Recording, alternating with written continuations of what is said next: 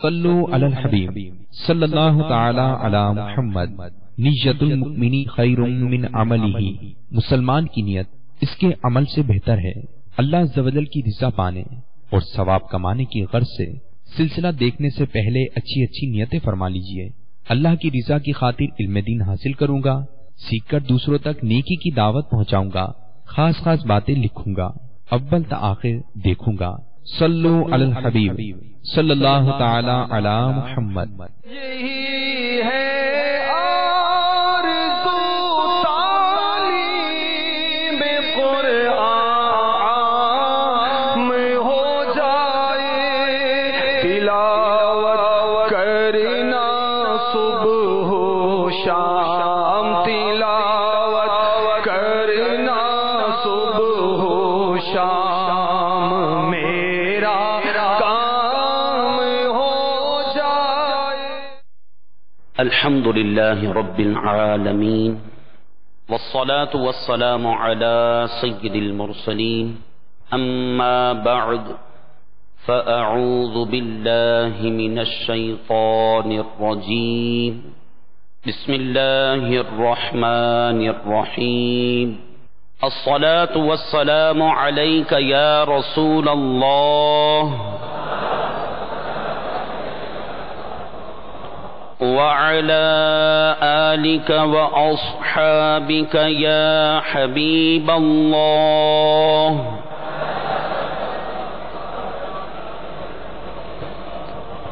الصلاة والسلام عليك يا نبي الله وعلى آلك وأصحابك يا نور الله۔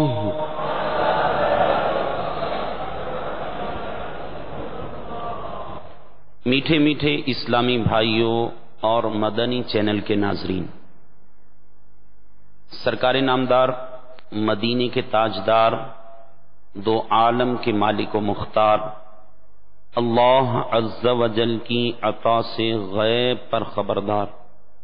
صلی اللہ تعالی علیہ وآلہ وسلم کا ارشاد مشک بار ہے، اے لوگو، بے شک بروز قیامت اس کی دہشتوں اور حساب کتاب سے جلد نجات پانے والا شخص وہ ہوگا جس نے تم میں سے مجھ پر دنیا کے اندر بکثرت درود شریف پڑھے ہوں گے۔ صلو علی الحبیب صلی اللہ تعالی علی محمد صلی اللہ تعالی علیہ وسلم، صلاۃ و سلاما علیک یا سیدی یا رسول اللہ صلی اللہ تعالی علیہ وسلم۔ میٹھے میٹھے اسلامی بھائیوں اور مدنی چینل کے ناظرین، الحمدللہ عز و جل ایک مرتبہ پھر ہم فرض علوم کورس میں شرکت کی سعادت حاصل کر رہے ہیں۔ اللہ تعالی ہم سب کا اس کورس میں شرکت کرنا، علم دین سیکھنا اپنی بارگاہ میں قبول فرمائے، اور اس علم کو ہمارے لیے ایسا نافع بنائے، ایسا نفع بخش بنائے کہ اس علم کے حصول کے بعد ہم اللہ تبارک و تعالی کے محبوب و مقرب بننے میں کامیاب ہو جائیں۔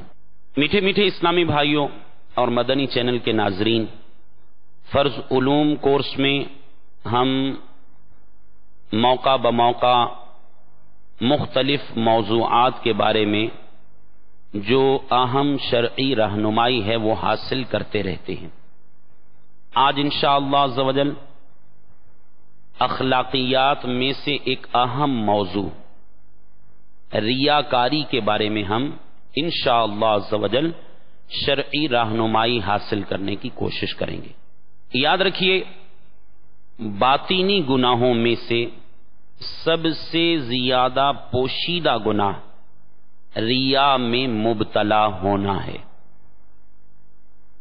اور یہ وہ گناہ ہے جسے نبی اکرم صلی اللہ تعالی علیہ وآلہ وسلم نے شرک اصغر یعنی چھوٹے شرک سے تعبیر کیا ہے۔ چنانچہ شعب الایمان میں میرے آقا دو عالم کے داتا صلی اللہ تعالی علیہ وآلہ وسلم کا یہ فرمان شاہی نقل کیا گیا ہے کہ مجھے تم پر سب سے زیادہ خوف شرک اصغر کا ہے، مجھے تم پر سب سے زیادہ خوف شرک اصغر کا ہے۔ صحابہ کرام علیہم الرضوان نے عرض کی، یا رسول اللہ صلی اللہ تعالی علیہ وآلہ وسلم شرک اصغر کیا ہے؟ آپ صلی اللہ تعالی علیہ وآلہ وسلم نے فرمایا، دکھاوے کے لیے عمل کرنا، یعنی لوگوں کو دکھانے کے لیے عمل کرنا شرک اصغر ہے۔ مزید فرمایا، بروز قیامت جب اللہ عز وجل بندوں کو ان کے اعمال کا بدلہ دے گا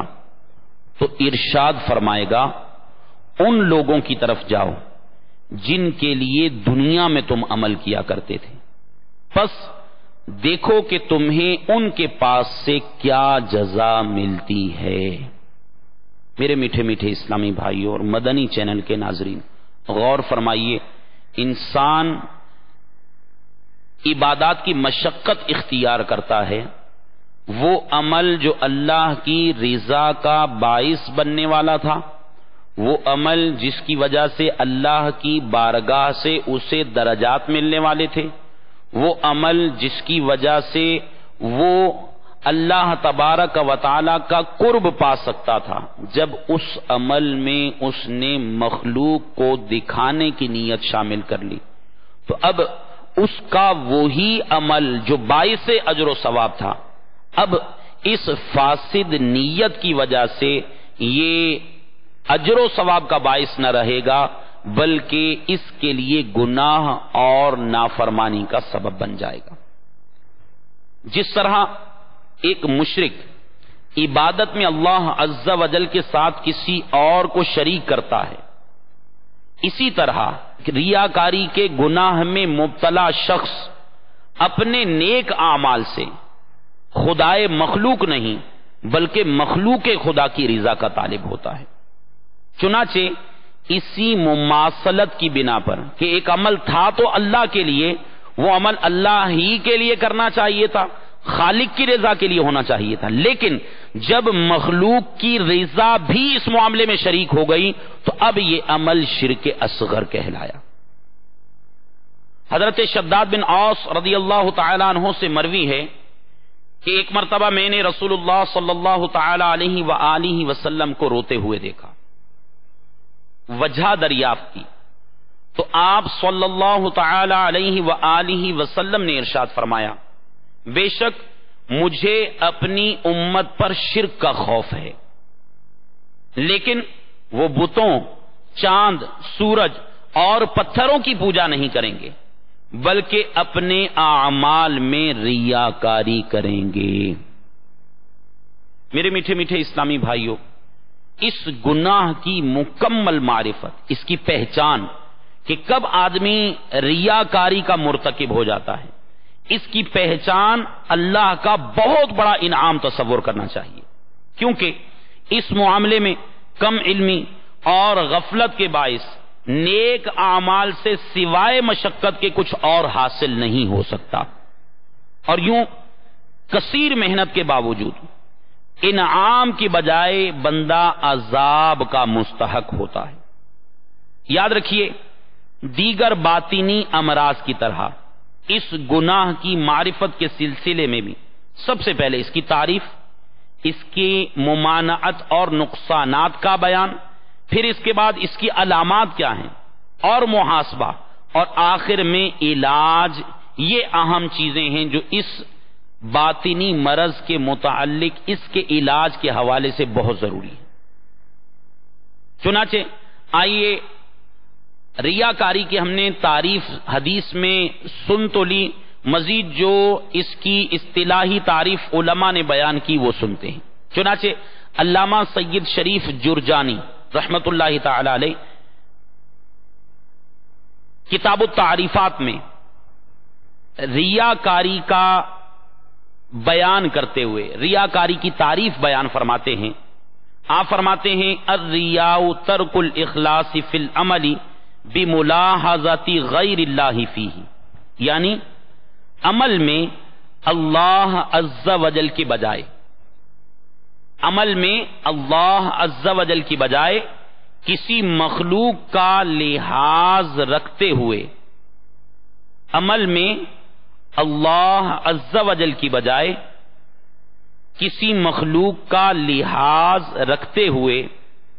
اخلاص کو ترک کر دینا ریا کہلاتا ہے۔ یعنی ہر وہ عمل جس سے اللہ عز و جل کا قرب حاصل کیا جا سکتا ہو، اسے اب اللہ کی رضا کی بجائے کسی مخلوق کی رضا پانے کے لیے اختیار کرنا ریاکاری کہلاتا ہے۔ پھر اس میں ایک اہم امر یہ بھی قابل غور ہے کہ ابتداءً ریا کی دو قسمیں ہیں۔ ایک ہے ریاء مخلوط آخر میں تو ہے، اردو میں اسے توئے کہتے ہیں، مخلوط، اور ریاء غیر مخلوط اور ریاء غیر مخلوط۔ اب ریاء مخلوط کیا ہے؟ ریاء مخلوط سے مراد عمل اختیار کرتے ہوئے مخلوق کی رضا کے ساتھ ساتھ اللہ کی رضا کو بھی ملحوظ رکھنا، یعنی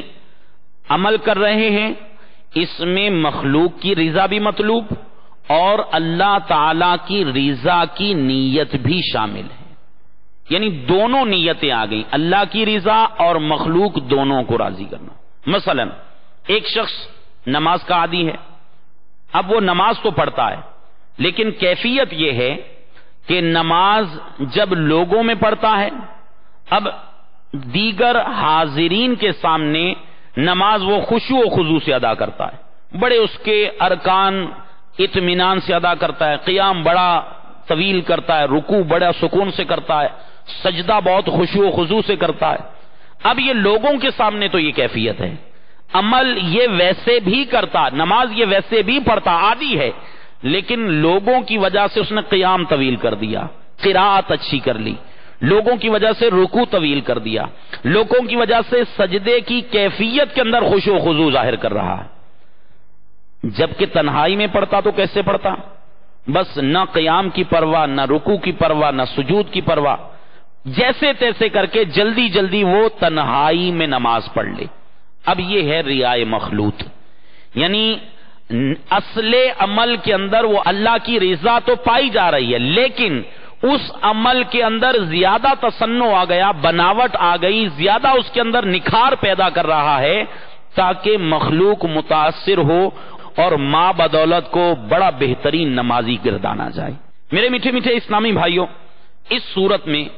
اخلاص جتنا کم ہوتا جائے گا ثواب میں اتنی ہی کمی آتی جائے گی، گویا کہ اس قسم میں ثواب کی کچھ نہ کچھ امید باقی رہتی ہے، کیونکہ اللہ عز و جل سورہ کہف کے اندر ارشاد فرماتا ہے اِنَّا لَا نُضِيعُ أَجْرَ مَنْ أَحْسَنَ عَمَلًا، بے شک ہم اس کا اجر ضائع نہیں کرتے جو نیک عمل کرتا ہے۔ عمل نیک ہے، اللہ کی رضا کی نیت بھی اس میں تھی، لیکن مخلوق کو متاثر کرنے کے لیے، دنیاوی طور پر مخلوق کو اپنا گرویدہ کرنے کے لیے، خود کو عبادت گزار کہلانے کے لیے، جب اس نے اس عمل کے اندر کچھ خوبصورتی پیدا کرنے کی کوشش کی تو اب اصل عمل باقی ہے، ریاکاری کی وجہ سے یہ گناہ گار ہو رہا ہے، لیکن کچھ نہ کچھ اس کا ثواب اسے مل سکتا ہے یہ مضمون قابل گرفت، اور بعض اکابرین سے اس قسم کی ریاکاری پر مکمل گرفت کے کلمات بھی منقول ہیں، جیسا کہ احیاء العلوم میں امام غزالی رحمت اللہ تعالی علیہ نقل کرتے ہیں کہ ایک شخص نے حضرت سیدنا عبادہ بن صامت رضی اللہ تعالی عنہ سے پوچھا کہ اگر میں اللہ عز و جل کی راہ میں لڑوں اور اللہ کی رضا کے ساتھ ساتھ مخلوق کی جانب سے بھی تعریف کا ارادہ ہو کہ مخلوق مجھے بہادر کہے گی، جری کہے گی، اسلام کا بڑا عظیم خدمتگار سمجھے گی، تو میرا یہ عمل کیسا ہے؟ فرمایا تجھے کچھ بھی ثواب نہ ملے گا۔ اس شخص نے یہی بات 3 مرتبہ دریافت کی۔ آپ رضی اللہ تعالیٰ عنہ نے ہر بار یہی جواب دیا اور آخر میں ارشاد فرمایا اللہ عز و جل فرماتا ہے میں شرک سے سب سے زیادہ بے نیاز ہوں۔ یہ تو تھا ریائے مخلوط، یعنی جس میں خالق کی رضا بھی ملحوظ اور مخلوق کی رضا بھی مطلوب۔ اب دوسری صورت ہے ریائے غیر مخلوط، اسے آپ ریائے خالص بھی کہہ سکتے ہیں۔ اب وہ کیا ہے کہ کسی عمل کو فقط مخلوق کی رضا حاصل کرنے کے لیے اختیار کرنا، کسی عمل کو فقط مخلوق کی رضا حاصل کرنے کے لیے اختیار کرنا، کسی عمل کو فقط مخلوق کی رضا حاصل کرنے کے لیے اختیار کرنا اور اس میں اللہ تعالی کی رضا بالکل ملحوظ نہ ہو۔ اس کی مثال یہ ہے کہ ایک شخص بالکل نماز پڑھتا ہی نہیں، لیکن یہ کسی مقام پر گیا، کسی کے یہاں گیا، لوگ سب نماز پڑھ رہے ہیں، اس نے دیکھا کہ اب تو یہاں تو سارے نماز پڑھ رہے ہیں، میں نماز نہیں پڑھوں گا تو لوگ کہیں گے بے نمازی ہے، یہ شخص صحیح نہیں ہے۔ اب عام طور پر یہ نماز نہیں پڑھتا تھا، اب اس مجمع کی وجہ سے، مخلوق کی وجہ سے، مخلوق کی نظروں میں گر نہ جاؤں، اب یہ نماز پڑھ لیتا ہے۔ در حقیقت اس نے نماز نہیں پڑھنی تھی، لیکن اس نے نماز کیوں پڑھی؟ فقط مخلوق کی رضا کے لیے، اور یہ عمل ریائے خالص کہلاتا ہے۔ اس صورت میں چونکہ رضا الہی عز و جل بالکل مطلوب نہیں ہے، لہذا ثواب کی امید رکھنا فضول، یہ بھی حرام اور اس پر بھی توبہ واجب۔ یہ تو 2 صورتیں تھیں، ریائے مخلوط، ریائے غیر مخلوط۔ ایک صورت بیچ کی بھی ہے کہ بسا اوقات شریعت اجازت دیتی ہے اور وہ عمل بظاہر مخلوق کے لیے کیا جاتا ہے، تو اب اس میں کوئی گرفت نہیں، کیونکہ اس معاملے میں شریعت کی اجازت ہی جواز کی دلیل ہے۔ چنانچہ امام غزالی رحمت اللہ تعالی علیہ احیاء العلوم میں نقل کرتے ہیں کہ حضرت سیدتنا عائشہ صدیقہ طیبہ طاہرہ رضی اللہ تعالی عنہا سے مروی ہے کہ ایک مرتبہ سید دو عالم صلی اللہ تعالی علیہ وآلہ وسلم صحابہ کرام علیہم الرضوان کے پاس جانے کے ارادے سے گھر سے نکلے تو ایک مٹکے میں دیکھ کر اپنا امامہ مبارک اور بالوں کو درست فرمایا۔ اب مٹکے میں چونکہ پانی تھا، پانی میں عکس نظر آتا ہے جیسے آئینے میں عکس نظر آتا ہے، تو جب صحابہ کرام علیہم الرضوان کی مجلس میں جانے کے لیے میرے آقا صلی اللہ تعالی علیہ وسلم گھر سے تشریف لے جانے لگے تو مٹکے میں موجود پانی کے اندر دیکھ کر اپنا امامہ مبارکہ بھی درست فرمایا اور اپنے بالوں کو بھی درست فرمایا۔ تو سیدہ عائشہ صدیقہ رضی اللہ تعالی عنہا فرماتی ہیں میں نے عرض کی یا رسول اللہ صلی اللہ تعالی علیہ وسلم آپ ایسا کر رہے ہیں؟ تو سرکار صلی اللہ تعالی علیہ وسلم نے ارشاد فرمایا نعم، ہاں، ان اللہ تعالی یحب من العبد ان یتزین لاخوانہ اذا خرج الیہم۔ آپ فرماتے ہیں ہاں، بے شک اللہ عز و جل اپنے اس بندے کو محبوب رکھتا ہے جو اپنے مسلمان بھائیوں کے پاس ملنے کے لیے جائے تو زینت اختیار کرے۔ اب یہ عمل ایسا ہے، اس میں نیت کو بہت زیادہ دخل ہوگا، اس میں بھی دراصل مقصود رضا الہی ہو۔ مثلا عطر لگا رہا ہے تو کیوں لگا رہا ہے؟ نیت یہ ہو کہ خوشبو اللہ اور اس کے رسول کو پسند ہے، سرکار دو عالم صلی اللہ تعالی علیہ وسلم کی سنت ہے، مسلمانوں کی مجلس میں جاؤں گا تو معطر رہوں گا، میرے جسم کی اگر بدبو ہے تو اس بدبو سے اپنے مسلمان بھائیوں کو بچاؤں گا، علم دین کی مجلس میں حاضر رہا ہوں تو اس علم دین کی مجلس کی تعظیم کروں گا، مسجد میں جا رہا ہوں تو مسجد کی تعظیم کی نیت سے عطر لگائے، قرآن کی تلاوت کروں گا، حدیث کا سماع کروں گا، حدیث سنوں گا. اب یہ جب نیتیں شامل ہوں گی تو بظاہر یہ لوگوں کی مجلس میں جا رہا ہے، اس کا یہ عمل باعث اجر و ثواب بن جائے گا. میرے شیخ طریقت امیر اہل سنت بانی دعوت اسلامی حضرت علامہ مولانا ابو بلال محمد الیاس ستار قادری رضوی دامت برکاتہم العالیہ، آپ نے اس دور میں نیت کے بارے میں بہت بہترین انداز میں رہنمائی فرمائی. درس و بیان کرنا ہو، درس و بیان سننا ہو، مسجد میں آنا ہو، علم دین کی محفل میں شریک ہونا ہو، یا اس کے علاوہ جیسے ہم نے خوشبو کے بارے میں سنا، خوشبو لگانی ہو، موبائل فون رکھنا ہو، یا اور دیگر کئی ایک کام ہے، کھانا کھا رہے ہیں، اس طرح کے وہ معاملات جس میں عموماً ہمارے ہاں نیتیں نہیں کی جاتی، امیر اہل سنت دامت برکاتہم العالیہ نے نیتوں کے بارے میں ایسے بہترین مدنی پھول عطا فرمائے ہیں کہ عمل ایک ہے، نیتیں 40 ہیں تو 40 اعمال کا ثواب ملے گا.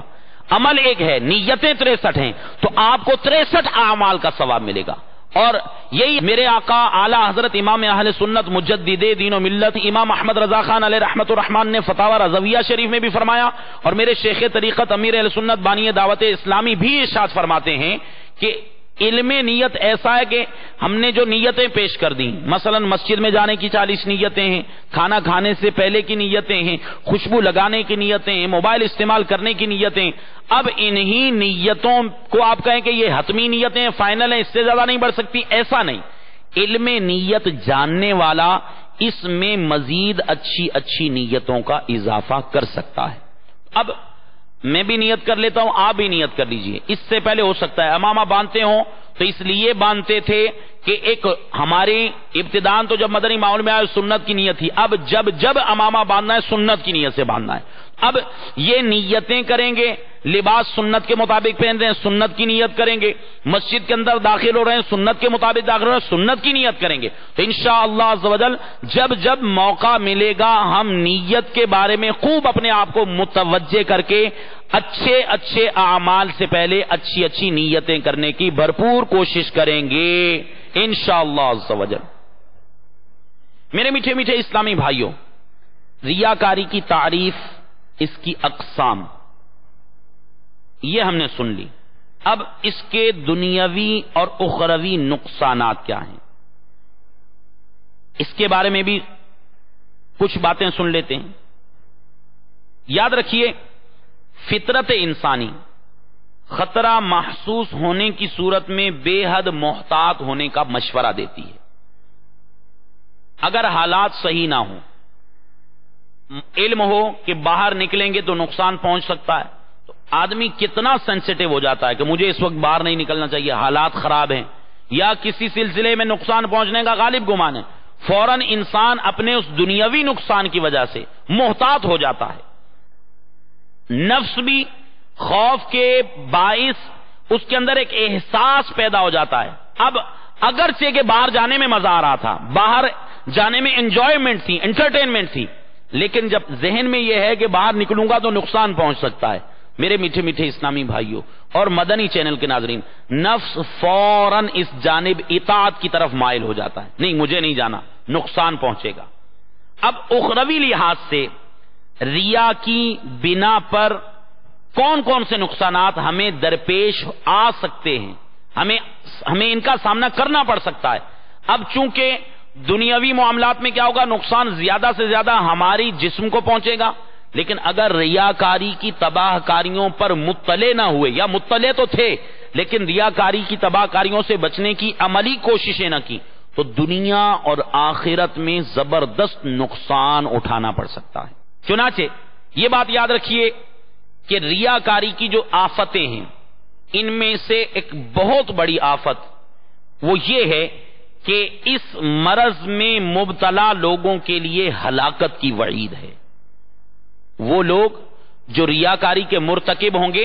ان کے لیے ہلاکت کی وعید ہے. جیسا کہ اللہ تبارک و تعالی قرآن پاک کے 30ویں پارے کی سورۃ الماعون کے اندر ارشاد فرماتا ہے، فویل للمصلین، پس ان نمازیوں کی ہلاکت ہے، الذین هم عن صلاتهم ساہون، جو اپنی نمازوں سے غافل ہیں، جو اپنی نمازوں سے غافل ہیں۔ الذین هم یراؤون، جو دکھاوے کے لیے عمل کرتے ہیں۔ پھر سنیے، پس ان نمازیوں کے لیے ہلاکت ہے جو اپنی نمازوں سے غافل ہیں، جو دکھاوے کے لیے عمل کرتے ہیں۔ یہ آیت کریمہ منافقین کے حق میں نازل ہوئی تھی۔ یہ لوگوں کے سامنے تو نمازیں ادا کرتے، لیکن تنہائی میں غفلت و سستی کا شکار رہتے تھے، نیز اعمال میں ریاکاری سے کام لیتے تھے۔ اب پہلی ہلاکت تو یہ ہے کہ ایسے شخص کے اعمال کو ٹھکرا دیا جائے گا، ایسے لوگوں کے لیے ہلاکت کی وعید ہے۔ اس کے ساتھ ساتھ اعمال نامقبول رہتے ہیں، ریاکار کے عمل قبول نہیں کیے جائیں گے، یہ دوسری آفت۔ چنانچہ الترغیب والترہیب میں ہے، رسول اللہ صلی اللہ تعالی علیہ وآلہ وسلم نے ارشاد فرمایا، اللہ تعالی ارشاد فرماتا ہے، جو شخص میرے لیے عمل کرتے ہوئے، جو شخص میرے لیے عمل کرتے ہوئے اس میں غیر کو شریک کرے، جو شخص میرے لیے عمل کرتے ہوئے اس میں غیر کو شریک کرے تو وہ تمام عمل میرے غیر کے لیے ہے، تو وہ تمام عمل میرے غیر کے لیے ہے، اور میرے ساتھ اس کا کوئی تعلق نہیں، اور میرے ساتھ اس کا کوئی تعلق نہیں، اور میں شرک سے سب سے زیادہ بے نیاز ہوں۔ میرے میٹھے میٹھے اسلامی بھائیوں، غور فرمائیے اللہ تبارک و تعالی ریاکار کے بارے میں کیا ارشاد فرماتا ہے کہ جو شخص میرے لیے عمل کرتے ہوئے اس میں غیر کو شریک کر لے، اس میں غیر کی بھی داد چاہے، غیر سے کوئی نفع چاہے، غیر کو متاثر کرنا چاہے، اب اس کی آفت کیا ہے؟ ارشاد فرمایا یہ عمل میرے لیے نہیں ہے، بلکہ یہ عمل سارے کا سارا میرے غیر کے لیے، اور میرے ساتھ اس کا کوئی تعلق نہیں، اور میں شرک سے سب سے زیادہ بے نیاز ہوں۔ اسی طرح میرے آقا صلی اللہ تعالی علیہ وآلہ وسلم کے فرمان کا مفہوم ہے، اللہ تبارک و تعالی ایسے عمل کو قبول نہیں کرتا جس میں ذرہ برابر بھی دکھاوا ہو۔ یہ دوسری آفت تھی، اعمال قبول نہیں ہوتے۔ تیسری آفت یہ ہے کہ اس کی بنا پر نیک اعمال برباد ہو جاتے ہیں۔ ایک ہے اعمال کا قبول نہ ہونا، اور ایک ہے اعمال کا برباد ہو جانا۔ چنانچہ اللہ تبارک و تعالی سورہ بقرہ آیت نمبر 264 میں ارشاد فرماتا ہے، لا تبطلوا صدقاتكم بالمن والأذى كالذي ينفق ماله رئاء الناس، احسان جتا کر اور اذیت پہنچا کر، احسان جتا کر اور اذیت پہنچا کر اپنے صدقات اس شخص کی طرح ضائع نہ کرو، اس شخص کی طرح ضائع نہ کرو، احسان جتا کر اور اذیت پہنچا کر اپنے صدقات اس شخص کی طرح ضائع نہ کرو جو لوگوں کو دکھانے کے لیے اپنا مال خرچ کرتا ہے، جو لوگوں کو دکھانے کے لیے اپنا مال خرچ کرتا ہے۔ یعنی ایک شخص نے عمل تو کیا، لیکن اب وہ کیا کر رہا ہے؟ وہ جس پر مثال کے طور پر کسی کو اس نے صدقہ دیا، کسی کو مال دیا، غریب آدمی تھا، اب کسی موقع پر جب بگڑ گئی تو اب آ کر اس کو احساس دلا رہا ہے، احسان جتا رہا ہے کہ میں نے تجھ پر یہ احسان کیا تھا۔ اب گویا کہ یہ اپنے اس نیک عمل کا اعلان کر کے اور اس کے ساتھ ساتھ سامنے والے کو اذیت پہنچا کر اپنے عمل کو ضائع کر رہا ہے۔ حضرت سیدنا قتادہ رضی اللہ تعالی عنہ کا فرمان ہے، جب بندہ ریاکاری کرتا ہے تو اللہ عز و جل ارشاد فرماتا ہے، میرے بندے کو دیکھو میرے ساتھ مذاق کر رہا ہے۔ جب بندہ ریاکاری کرتا ہے تو اللہ تعالی جو علیم بذات الصدور ہے، جو دلوں کے احوال پر باخبر ہے، جو دلوں کے احوال جاننے والا ہے، وہ رب علیم و خبیر اس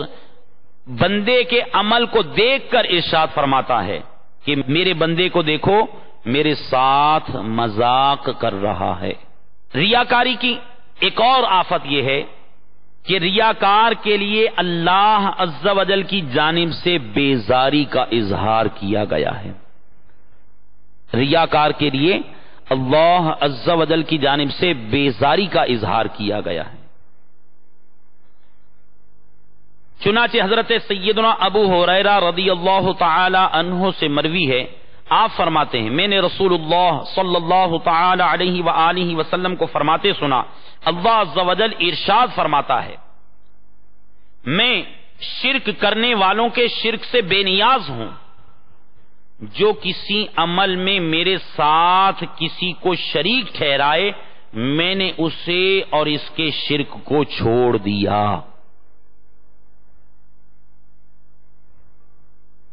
جو کسی عمل میں میرے ساتھ کسی کو شریک ٹھہرائے میں نے اسے اور اس کے شرک کو چھوڑ دیا۔ اسی طرح ریاکاری کی ایک اور آفت یہ ہے کہ بروز قیامت ذلت اور جہنم میں داخلہ مقدر ہوگا۔ بروز قیامت ذلت اور جہنم میں داخلہ مقدر ہوگا، جیسا کہ حضرت سیدنا ابو ہریرہ رضی اللہ تعالی عنہ سے روایت ہے، بروز قیامت جن لوگوں کا سب سے پہلے فیصلہ ہوگا، مشہور روایت ہے، بروز قیامت اللہ تبارک و تعالی سب سے پہلے چند لوگوں کو طلب فرمائے گا۔ اس میں ایک شخص وہ ہوگا جسے رائے خدا عز و جل میں شہید کیا گیا ہوگا، اللہ عز و جل کی بارگاہ میں حاضر کیا جائے گا، اللہ تبارک و تعالی اسے اپنی نعمتیں یاد دلائے گا، اے بندے میں نے تجھے یہ نعمت دی، میں نے تجھ پر یہ انعام کیا، میں نے تجھے فلاں نعمت دی۔ اب ارشاد ہوگا تو نے ان نعمتوں کے مقابلے میں کیا عمل کیا؟ وہ کہے گا یا رب عز و جل میں نے تیری راہ میں جہاد کیا،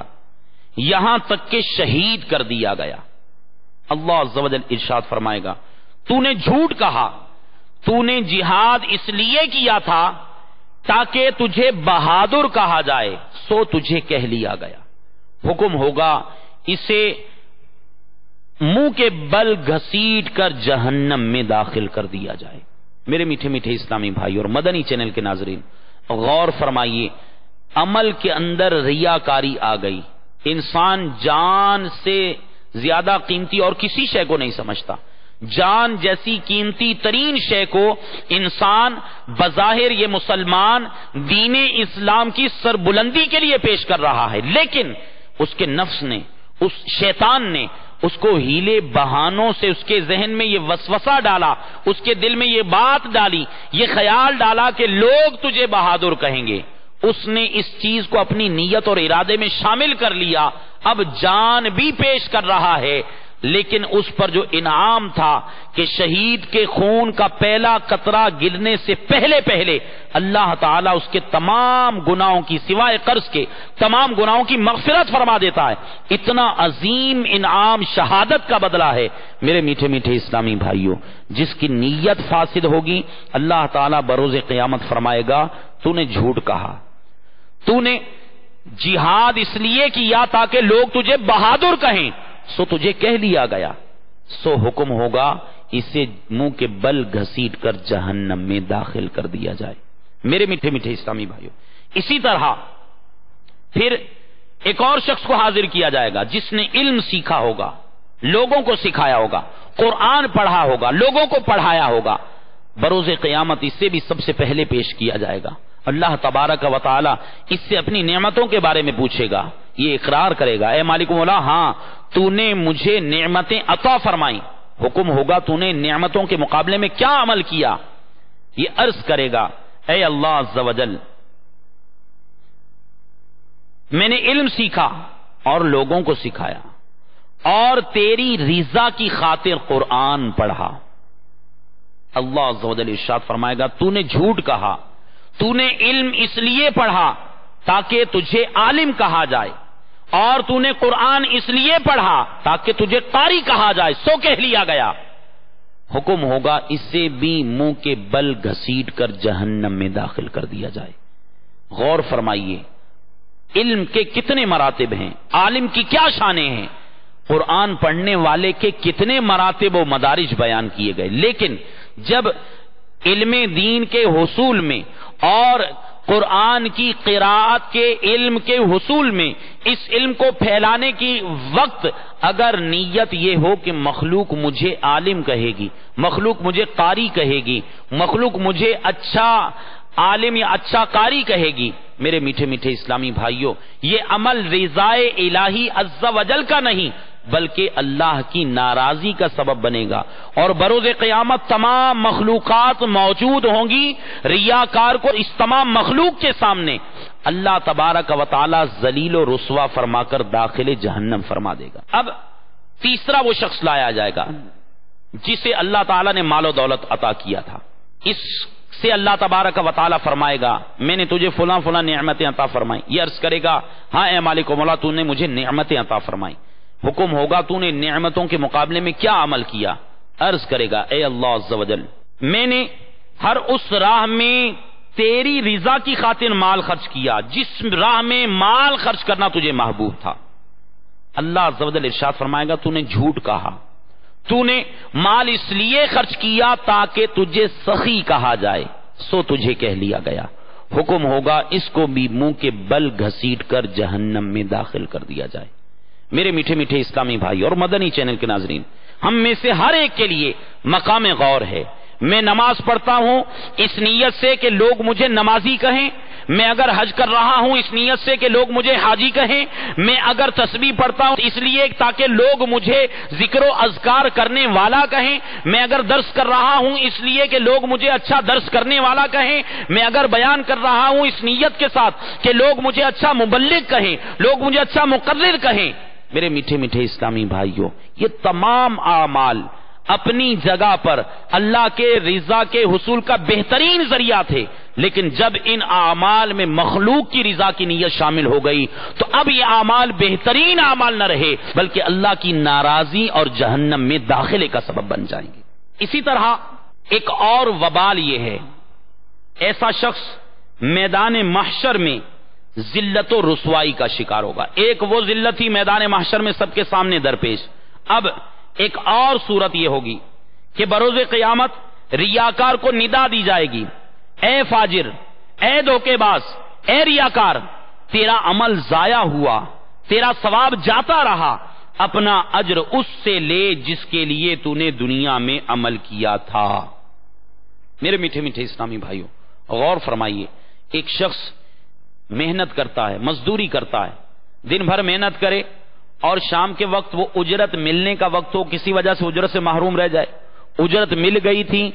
اجرت کسی نے چھین لی، پیسہ کوئی چھین کے چلا گیا، اس کے دل میں کتنی ندامت ہوگی، کتنا افسوس ہوگا۔ اب ہے وہ تنہا، اب یہ جانے یا اس کے گھر والے جانے، لیکن ریاکار کے ساتھ یہ معاملہ برسر محشر ہوگا۔ جناب آدم علیہ الصلوۃ والسلام سے لے کر قیامت تک کے آنے والے تمام لوگ موجود ہوں گے، اور میدان قیامت کی کیفیت جو حدیث میں بیان کی گئی، میدان قیامت اس قدر سیدھا ہوگا کہ اگر میدان قیامت کے ایک کونے پر اگر رائی کا دانہ رکھا جائے دوسرے کونے سے وہ نظر آئے گا۔ اب غور فرمائیے، جملہ اولین و آخرین اس مقام پر ہوں گے، اس وقت اگر ہمارے دنیا میں ریاکاریوں کی نظر ہو جانے والے اعمال کے بارے میں کہا گیا، اے دھوکے باز، اے ریاکار، تیرا عمل ضائع ہو گیا، جا اپنے عمل کا بدلہ اس سے طلب کر جس کے لیے تو نے عمل کیا تھا، عمل تو چلا ہی گیا، لیکن جملہ اولین و آخرین کے سامنے میدان قیامت میں کس قدر زیادہ ذلت اور رسوائی کا سامنا کرنا پڑے گا۔ اسی طرح انسان عبادات کی حقیقی لذت سے محروم رہ جاتا ہے۔ جو ریاکار ہے اس کی ریاکاری کی آفتوں میں سے ایک بدترین آفت یہ ہے کہ وہ جو عبادات کا ذوق ہے، عبادات کی لذت ہے، اس سے محروم ہو جاتا ہے، کیونکہ جب قلب و ذہن پر ہر عمل پر تعریف سننے کے عادی ہو جائیں تو اس کے بعد عبادات کی لذت اس وقت تک محسوس نہیں ہوگی جب تک کسی کی جانب سے چند تعریفی جملوں کا تحفہ وصول نہ ہو جائے۔ بصورت دیگر یہ لذت مفقود اور قلب نور عبادت سے محروم رہے گا، اور پھر بسا اوقات نفس و شیطان اس بے مزہ عبادت سے بھی دور کروا دیتے ہیں۔ تو یہ کیفیت عام طور پر جو لوگوں کے سامنے مشہور شخصیات ہوتی ہیں یا لوگوں کے سامنے جن کو اپریشیٹ کیا جاتا ہے ان کے لیے معاملہ زیادہ ہے، خاص طور پر مبلغین کے لیے، خاص طور پر دین کا کام کرنے والوں کے لیے، انفرادی کوشش کرنے والوں کے لیے، یا حسن سلوک یا حسن اخلاق کے ساتھ لوگوں کے ساتھ پیش آنے والے، یہ جب اس طرح کا کوئی بیہیویئر اختیار کرتے ہیں لوگ ان کی واہ واہ کرتے ہیں۔ اب جب واہ واہ سننے کے عادی ہو گئے، ہو سکتا ہے ابتداءً عمل رضا الہی کے لیے کر رہے تھے، لیکن اب ساتھ میں یہ عمل شامل ہو گیا، جب بیان کروں گا لوگ تعریف کریں گے، جس دن تعریف نہیں ہوئی مزہ نہیں آئے گا۔ اب عمل کے اندر وہ سرور نہیں ہے جو رضا الہی کے لیے عمل میں تھا۔ اسی طرح میرے میٹھے میٹھے اسلامی بھائیوں، ایسا شخص جیسا کہ ابھی ہم نے سنا، ہو سکتا ہے کہ جب عبادت کے اندر مزہ نہیں آ رہا تو اب وہ مزہ تعریف کی وجہ سے تھا، تعریف نہیں ہو رہی، مزہ نہیں آ رہا، مزہ نہیں آئے گا تو اب تنہائی میں وہ عبادت چھوڑ دیتا ہے۔ تو اس کی ایک آفت یہ بھی ہے کہ ایسا شخص تنہائی میں عبادات کے سلسلے میں سستی اور غفلت کا شکار ہو جاتا ہے۔ اب ہم نے ریاکاری کے چند نقصانات سنے، اب آئیے ریاکاری کی چند علامات بھی سنتے ہیں۔ ریا کی ایک بہت بڑی علامت یہ ہے کہ ریاکاری میں مبتلا شخص لوگوں کے درمیان بدن میں چستی اور عبادت میں ذوق و شوق محسوس کرے گا۔ لوگ موجود ہیں، عبادت وہی بڑے خشوع و خضوع سے کرے گا، کامل طریقے سے ارکان ادا کرے گا، بڑے حسن و خوبی سے کام کرنے کی کوشش کرے گا، لیکن تنہائی میں یا ایسے لوگوں کے درمیان کہ جن سے حوصلہ افزائی کی امید نہ ہو، بے حد سستی اور عبادت سے بے رغبتی پائے گا۔ یہ عموماً ہمارے ہاں ہوتا ہے کہ جو اسلامی بھائی عبادت کرتا ہے لوگوں کے سامنے، لوگوں کو دیکھ کر عبادت میں رغبت پیدا ہوتی ہے، لوگوں کو دیکھ کر وہ عبادت زیادہ ذوق و شوق کے ساتھ کرتا ہے، لیکن اب جہاں پر وہ تنہا ہے اسے پتا ہے مجھے کوئی اپریشیٹ کرنے والا نہیں، یا ایسے لوگ ہیں جن کی طرف سے اسے تعریف کی امید نہیں، جیسے عام طور پر گھر والے ہوتے ہیں، باہر حسن اخلاق کا پیکر ہے، لوگ اس کے حسن اخلاق سے متاثر ہوں گے، لیکن گھر میں لوگ چونکہ روٹین کے اندر اس کے معاملات ہیں، گھر میں کوئی اسے اپریشیٹ نہیں کرے گا۔ اب اپریسیشن نہ ملنے کی وجہ سے کیا کرتا ہے، گھر میں با اخلاق ہونا کجا، یہ تو بد اخلاقی کا شکار ہو جاتا ہے۔ گھر سے باہر عبادتیں لمبی لمبی، نوافل بکثرت، تلاوتیں بکثرت اور اچھے اعمال بکثرت، لیکن جب گھر پہ آتا ہے تو عبادتوں میں سستی، فجر ہو سکتا ہے گول ہو جائے، ہو سکتا ہے کہ دیگر کام کاج کر کے تھکا آ رہا تھا، باہر تو ہوتا تو ہو سکتا ہے فوراً ایکٹیو اور چست ہو جائے، اذان ہوئی فوراً اٹھ کے کھڑا ہو گیا، لیکن گھر میں ہے کام کاج کی وجہ سے یا کسی اور وجہ سے سستی غالب آ جاتی ہے، تو اب چونکہ گھر میں اپریشیٹ کرنے والے نہیں ہیں اور گھر والوں سے اسے کوئی ایسی عزت یا بے عزتی کا معاملہ اس کو پیش نظر نہیں، لہذا یہ گھر کے اندر سستی کا شکار ہو جاتا ہے۔ اسی طرح اس کی ایک علامت یہ ہے کہ جب کسی نیک عمل پر لوگوں کی جانب سے حوصلہ افزائی ہو تو کام میں اضافہ ہوگا، اس کے برعکس یعنی جب لوگوں کی طرف سے حوصلہ افزائی نہ ہو یا لوگوں کی طرف سے طنز و تنقید کا سامنا کرنا پڑے تو اب عمل میں کمی پیدا ہوگی یا عمل بالکل ہی ترک کر دیا جائے گا۔ یعنی لوگ سراہ رہے تو عمل اچھا، اس سراہنے کی وجہ سے عمل میں مزید اضافہ ہو رہا ہے، جہاں پہ لوگ سراہتے نہیں ہیں اب وہاں پر عمل میں سستی پائی جائے گی۔ حضرت مولا علی مشکل کشا شیر خدا کرم اللہ تعالی وجہہ الکریم فرماتے ہیں ریاکار کی 3 علامات ہیں۔ جب تنہا ہوتا ہے تو سستی کا مظاہرہ کرتا ہے، جب تنہا ہوتا ہے تو سستی کا مظاہرہ کرتا ہے، اور جب لوگوں کے درمیان ہوتا ہے تو خوش رہتا ہے۔ جب تنہا ہوتا ہے تو سستی کا مظاہرہ کرتا ہے، جب لوگوں کے درمیان رہتا ہے تو خوش رہتا ہے۔ جب اس کی تعریف کی جائے تو عمل میں اضافہ کر دیتا ہے، اور جب اس کی مذمت کی جائے تو عمل میں کمی کر دیتا ہے۔ یہ دوسری آفت تھی کہ نیک عمل پر اگر پذیرائی ملے تو عمل میں اضافہ ہو، اور اگر پذیرائی نہ ملے، حوصلہ شکنی ہو تو عمل چھوڑ بیٹھے۔ تیسری اس کی علامت یہ ہے کہ مخلوق کے سامنے عبادات کی ادائیگی میں بے حد احتیاط اور تنہائی میں بے پرواہی غالب آ جاتی ہے۔ یہ تین چیزیں ہیں، مخلوق کے سامنے عبادات میں بہت زیادہ احتیاط، جبکہ تنہائی میں سستی غالب آ جاتی ہے، اس معاملے میں بے پرواہی غالب آ جاتی ہے۔ اب علامات ہم نے سن لی، ان علامات کے بعد ہر ایک کو چاہیے کہ اپنا محاسبہ کرے، ہم سب اپنا محاسبہ کریں کہ اور غور کریں کہ تنہائی میں عبادت کے معاملے میں سستی اور غفلت اور لوگوں کے سامنے چستی کا مظاہرہ تو نہیں کرتا۔ ابھی ہم میں سے ہر ایک اسلامی بھائی، مدنی چینل کے ناظرین بھی اپنے آپ سے سوال کریں کہ میں جب عبادت کرتا ہوں، لوگوں کے سامنے ہوتا ہوں تو چستی کا مظاہرہ کرتا ہوں، اور کہیں ایسا تو نہیں کہ میں تنہائی میں ہوں تو سستی کا مظاہرہ کرتا ہوں۔ اس کے ساتھ ساتھ اگر کوئی عمل پر تعریف نہ کرے تو شدید افسوس تو نہیں ہوتا، یہ بھی اپنے آپ سے سوال کرنا ہے۔ عمل پر اگر تعریف نہیں ہوئی تو افسوس تو نہیں ہوتا۔ اسی طرح کسی کی جانب سے نیک عمل پر حوصلہ افزائی نہ ہوئی تو ابھی صورت میں عمل ترک تو نہیں کر دیتا۔ لوگوں کے سامنے عبادات میں احتیاط اور تنہائی میں لاپرواہی اور سستی تو نہیں کرتا۔ کسی عمل کو لوگوں سے پوشیدہ کرنے کے ارادے کی راہ میں باطن سے شدید رکاوٹ و مزاحمت تو پیدا نہیں ہوتی۔ تہجد پڑی تھی، اب فوراً وہ اندر سے ایک ابال پیدا ہوتا ہے کہ یہ تہجد کا اظہار لوگوں پر ہونا چاہیے۔ ماں بدولت یہ 4 بجے اٹھتے ہیں، ماں بدولت نے فلاں عبادت کی تھی، میں نے اتنے حج کر رکھے ہیں۔ اب ایسا عمل ہے جس کا اظہار بظاہر لوگوں پر نہیں ہے، لیکن اب کیا ایسا تو نہیں کہ اس عمل کا اظہار کرنے کے لیے نفس بار بار مجھے ابھارتا ہے اور میں اس جانب مائل ہو جاتا ہوں؟ اب یہ سوالات اپنے آپ سے کرنے، اگر ہم میں یہ علامات پائی جاتی ہیں، لوگوں کے سامنے عبادات میں چستی، تنہائی میں سستی، حوصلہ افزائی ہو تو عمل بڑھ جائے، حوصلہ افزائی نہ ہو یا حوصلہ شکنی ہو تو عمل بالکل چھوڑ دینا، مخلوق کے سامنے عبادات میں احتیاط، تنہائی میں غفلت،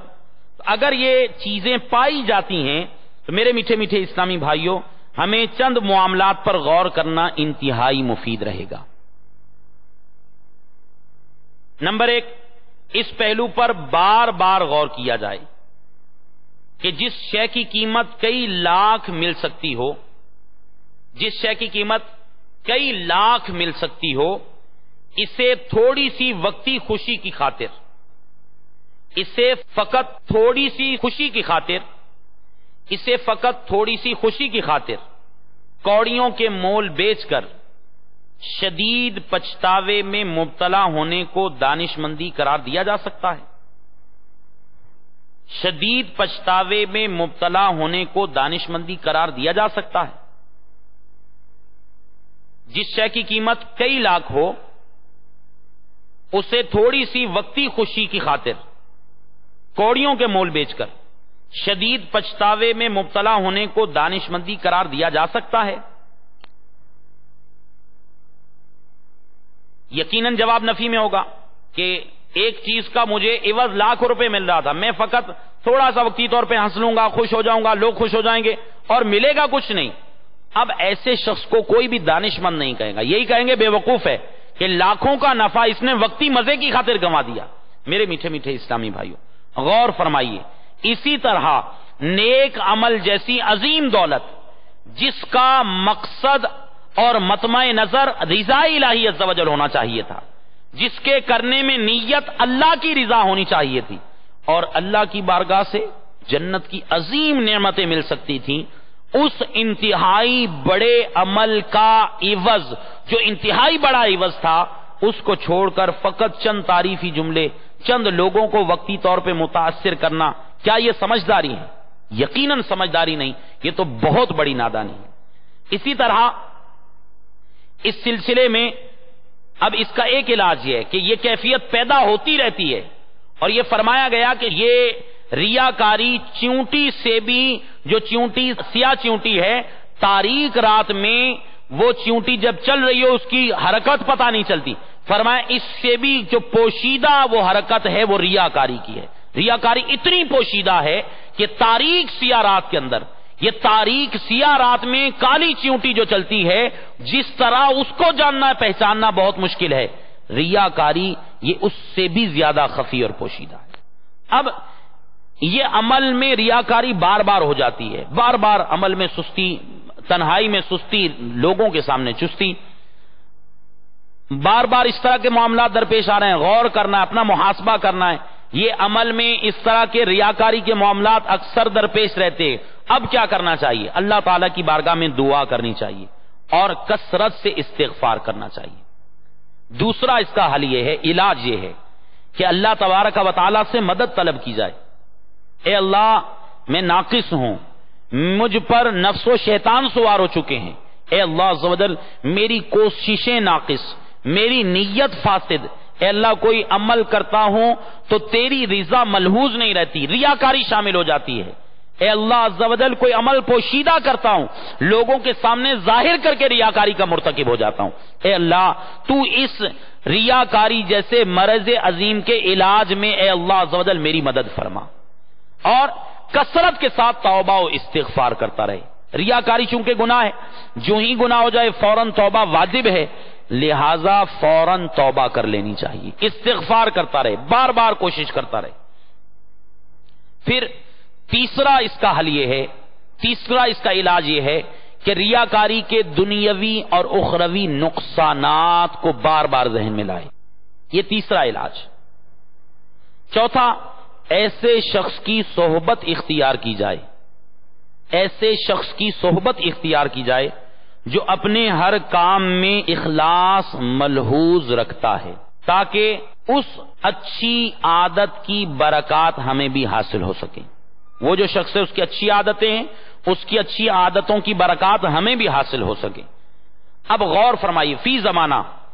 صحبتیں ایسی ہیں کہ جو واقعتاً غافل کر دینے والی ہیں۔ نمازوں کی طرف یہ ہمارے نام نہاد دوست آنے نہیں دیتے، نیکیوں کی طرف یہ نام نہاد دوست ہمیں مائل ہونے نہیں دیتے، مائل ہو جائیں تو استقامت پذیر رہنے نہیں دیتے۔ ایسی ہماری صحبتیں، اولاً ایسی صحبت اختیار کی جائے کہ جس شخص کے اعمال بظاہر، چونکہ یہ ظاہری علامات ہی کی بات ہے ساری کی ساری، جس کی علامات سے لگے کہ وہ خشوع و خضوع کا پیکر ہے، عاجزی اور انکساری کا پیکر ہے، تقوی اور زہد و ورع کا پیکر ہے، جو اخلاص کا پیکر ہے، ایسے شخص کی صحبت حاصل کرنے کی کوشش کی جائے، تاکہ اس کی جو اچھی عادات ہیں ان کی برکات ہم پر بھی ظاہر ہوں اور ریاکاری کی نحوست ہم سے دور ہو جائے۔ اب میرے میٹھے میٹھے اسلامی بھائیوں، میں نے پہلے عرض کیا دنیاوی جو صحبتیں وہ تو ایسی ہیں، نیکیوں کی طرف مائل نہیں ہونے دیتے، مائل ہو جائیں تو استقامت پذیر نہیں رہنے دیتے۔ اب دینی مجلسوں میں کچھ نہ کچھ ہمیں آخرت کی فکر دلائی جاتی ہے، فکر آخرت، قبر و حشر کی یاد۔ اب یہ معاملات ایسے ہیں کہ ہم اگر قبر و آخرت کو یاد کرتے رہیں اور میدان محشر کے جو معاملات ہیں یاد کرتے رہیں، جو ریاکار کا انجام ہم نے سنا، جو میدان قیامت میں اس کے ساتھ سلوک کیا جائے گا، اس کو اگر ہم بار بار مدنی ماحول کی برکت سے پڑھتے سنتے رہیں گے، انشاءاللہ عز و جل اس کی برکات بھی پانے میں کامیاب ہو جائیں گے۔ اب مدنی ماحول میں کوشش یہ کی جائے باعمل اسلامی بھائیوں کی صحبت اختیار کی جائے۔ بہت سے اسلامی بھائی ماحول سے وابستہ ہوتے ہیں، الحمدللہ ان کے عمل میں ترقی دیکھنے میں آتی ہے۔ ایسے اسلامی بھائیوں کی صحبت اختیار کی جائے کہ جن اسلامی بھائیوں کی صحبت ہمارے لیے فوائد کا باعث ہو۔ یہ خود فرمایا بھی گیا کہ اچھا ہم نشین وہ ہے کہ جسے دیکھ کر اللہ یاد آ جائے، اچھا ہم نشین وہ ہے کہ جب تو نیک عمل کر رہا ہو تو وہ تیرے عمل کی ترقی کا باعث بنے، اور اگر تو اللہ کی یاد سے غافل ہے تو تجھے وہ اللہ کی یاد دلا دے۔ جب بھی کسی کی صحبت اختیار کریں ان مدنی پھولوں کو ملحوظ رکھے۔ الحمدللہ شیخ طریقت امیر اہل سنت بانی دعوت اسلامی حضرت علامہ مولانا ابو بلال محمد الیاس ستار قادری رضوی دامت برکاتہم العالیہ، اللہ تبارک و تعالیٰ کا آپ پر خاص فضل و کرم ہے اس پرفتن دور میں، جبکہ ہمیں ہمارے پالنے والے ماں باپ نے بھی ہماری آخرت کی وہ فکر نہیں کی جو الحمدللہ شیخ طریقت امیر اہل سنت نے کی۔ آج امیر اہل سنت کی ان پرخلوص کوششوں کی برکتیں ہیں کہ یہ چمن دعوت اسلامی لہلہاتا نظر آ رہا ہے، اور الحمدللہ عز و جل تا دم بیان یہ امیر اہل سنت کی اخلاص بھری کوششوں کا نتیجہ ہے، دعوت اسلامی کے مبلغین کی یہ پیہم کوششوں کا نتیجہ ہے کہ الحمدللہ عز و جل دعوت اسلامی کا پیغام دنیا بھر کے کم و بیش 150 ممالک تک پہنچ چکا ہے۔ تو اب میرے میٹھے میٹھے اسلامی بھائیوں، امیر اہل سنت کی صحبت یہ فی زمانہ اختیار کی جائے، اس ولی کامل کی برکت سے لاکھوں بے عمل باعمل بن گئے، لاکھوں بے نمازی نمازی بن گئے، لاکھوں گناہ گار علانیہ گناہ کرنے والے الحمدللہ عز و جل تائب ہو کر صلاۃ و سنت کی راہ پر آ گئے۔ تو اس ولی کامل کی یقیناً یہ اخلاص بھری کوششیں ہیں جس کی آج یہ برکتیں ہم دیکھ رہے ہیں۔ تو امیر اہل سنت کی برکتیں حاصل کی جائیں، مدنی مذاکرے جب ہوں مدنی مذاکروں میں شرکت کی جائے، امیر اہل سنت کے بیانات ہوں، امیر اہل سنت کے بیانات دیکھے جائیں سنے جائیں۔ جو اسلامی بھائی بنفس نفیس امیر اہل سنت کی صحبت حاصل کر سکتے ہوں وہ اس کی کوشش کریں، ورنہ امیر اہل سنت کے بیانات، امیر اہل سنت کی جو آڈیو بیانات ہیں، ویڈیو بیانات ہیں، الحمدللہ یہ امیر اہل سنت کی صحبت پانے کا ایک بہترین ذریعہ ہے۔ تو تمام اسلامی بھائی یہ نیت فرما لیجئے اور آئندہ یہ کوشش کرنے کا ارادہ کر لیجئے کہ انشاءاللہ عز و جل ہم امیر اہل سنت کے بیانات اور مدنی مذاکرے سننے کی کوشش کریں گے، اور یہ ہمارے مدنی انعامات میں سے ایک مدنی انعام بھی ہے کہ روزانہ کم از کم ایک بیان یا مذاکرہ یا دیگر امیر اہل سنت کے علاوہ دیگر مبلغین کے بیانات بھی سنے جائیں۔ تو اس لیے کوشش کیجئے امیر اہل سنت کے بیانات سنیے، مدنی مذاکرے سنیے، اراکین شورا کے جو بیانات ہیں الحمدللہ عز و جل اصلاحی بیانات ہیں، ان بیانات کو بھی سننے کی کوشش کیجئے، انشاءاللہ عز و جل اس سے ہمارے باطن کی بہت احسن انداز میں اصلاح ہوتی چلی جائے۔ میٹھے میٹھے اسلامی بھائیوں، مزید پانچواں جو علاج ہے وہ یہ ہے، جب بھی کوئی عمل کرنے لگے، عمل کرنے سے پہلے، عمل کر رہے ہوں تو عمل کرتے ہوئے، اور جب عمل اختتام پذیر ہو رہا ہو اس وقت اپنی نیت کا محاسبہ کریں۔ یہ بہت اہم مدنی پھول ہے۔ نماز شروع کرنے سے پہلے نیت یہی ہو اللہ کی رضا کے لیے نماز پڑھ رہا ہوں۔ نماز پڑھتے ہوئے کہیں دل میں خیال پیدا ہو رہا ہے میں ذرا قرات اچھی کر لوں، میں ذرا قیام رکوع سجود اچھا کر لوں، فوراً اپنی نیت کا محاسبہ۔ اب اختتام کی طرف جا رہے ہیں اس وقت بھی نیت کا محاسبہ، اور یہی چیز مبلغین کے لیے بہت زیادہ فائدہ مند ہے۔ مبلغ ہمارا اسلامی بھائیو درس دینے والا ہے، یہ درس کرتے ہوئے بیان کرتے ہوئے اپنی نیت کا محاسبہ کرتا رہے، یہ اچھے الفاظ کیوں استعمال کر رہا ہے، اچھا انداز بیان ہے، لوگ متاثر ہوں گے، اب یہ نیت ہے تو میرے میٹھے میٹھے اسلامی بھائیو یہ ریاکاری ہے۔ اچھا انداز بیان ہے، اللہ تبارک و تعالی راضی ہوگا۔ اب ضمناً لوگ بھی متاثر ہوتے ہیں، لوگ بھی مدنی ماحول کے قریب آتے ہیں، تو یہ اللہ کا انعام ہے۔ اب ہر وقت اپنی نیت کا محاسبہ کرنا یہ بہت زیادہ ضروری ہے۔ چھٹی چیز ہے، کوئی تعریف کرے تو نرمی اور حکمت سے منع کر دیں، اور منع کرنا ممکن نہ ہو تو دل میں استغفار پڑھتے ہوئے اللہ تعالی سے مدد طلب کریں۔ اسی طرح ساتویں شے، حتی الامکان اپنے عمل کو چھپائیں، کیونکہ یہ عادت اللہ عز و جل کو بے حد محبوب اور ریاکاری سے دور کرنے والی ہے۔ اپنے عمل کو حتی الامکان چھپائیں، جو عمل پوشیدگی میں کیا، تنہائی میں کیا، خلوت میں کیا، اکیلے میں کیا، اس عمل کو پوشیدہ رکھیں، اس کو لوگوں کے سامنے بلا اجازت شرعی ظاہر نہ کریں۔ کہ ایسا کرنا یعنی اپنے عمل کو چھپا کے رکھنا یہ اللہ تعالیٰ کو بے حد پسند ہے۔ چنانچہ رسول اللہ صلی اللہ تعالی علیہ وسلم نشاد فرماتے ہیں، بخاری شریف کی حدیث ہے، سرکار فرماتے ہیں وہ شخص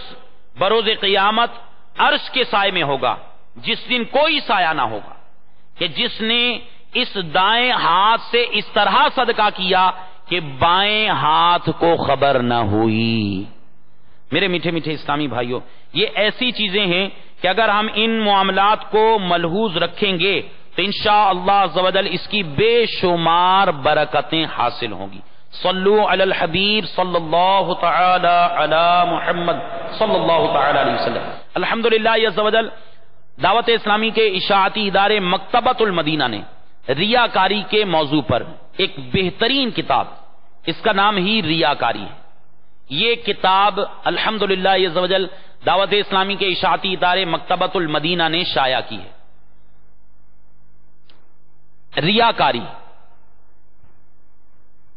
ریاکاری کے موضوع پر بہترین کتاب، اس میں یہی ریاکاری کی آفتیں، اس کے دنیاوی اخروی جو اس کے بارے میں وعیدیں بیان کی گئیں، اس کے ساتھ ساتھ جو بروز قیامت میدان محشر میں اس شخص کے ساتھ معاملات ہوں گے، احادیث طیبہ میں جو ذکر ملتا ہے، اور ریاکار کا انجام کیا ہے، ریاکاری کا علم سیکھنا یہ فرض ہے،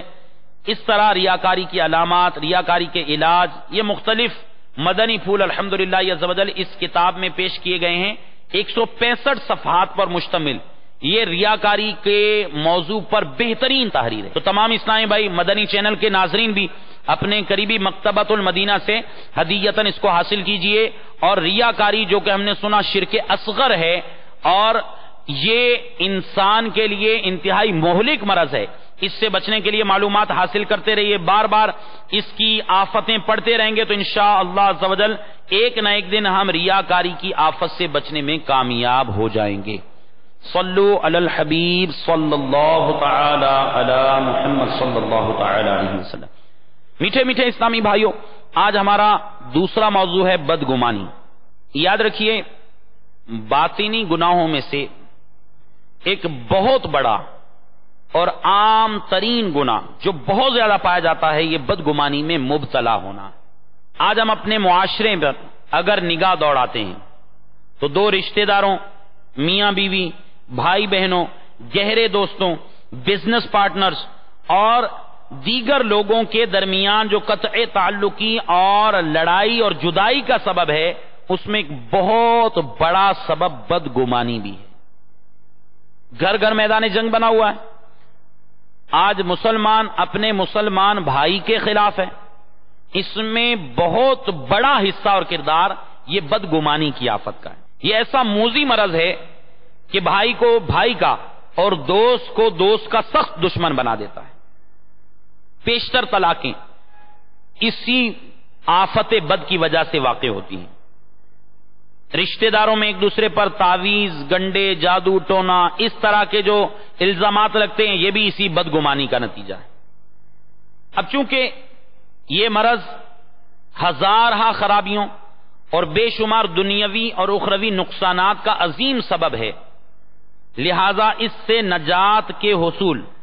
یا محفوظ رہنے کی جانب کامل توجہ مبذول کرنا اور علمی اور عملی علاج کرنا بے حد ضروری ہے۔ اس سلسلے میں اللہ تبارک و تعالی کا قرآن مجید میں ارشاد فرمودہ یہ حکم سماعت فرمائیے۔ چنانچہ اللہ تبارک و تعالی سورہ حجرات کی آیت نمبر 12 میں ارشاد فرماتا ہے، یا ایھا الذین آمنوا اجتنبوا کثیرا من الظن ان بعض الظن اثم۔ اے ایمان والو، بہت گمان کرنے سے بچو، بے شک کوئی گمان گناہ ہو جاتا ہے، بے شک کوئی گمان گناہ ہو جاتا ہے۔ اب یہاں پر آیت میں لفظ استعمال ہوا کثیرا من الظن، ظنون، اردو میں جسے زن کہتے ہیں، ظنون کے ساتھ زوئے نون جسے بولتے ہیں۔ اب یہاں لفظ زن استعمال ہوا تو زن سے اجتناب کے حکم پر شریعت کے تقاضے کے مطابق عامل ہونے کے لیے سب سے پہلے زن کی تعریف اور پھر اس کی اقسام کا جاننا بے حد ضروری ہے کہ زن کسے کہتے ہیں، کون سا زن گناہ ہے، کون سا زن مباح ہے۔ چنانچہ امام راغب اصفہانی مفردات امام راغب میں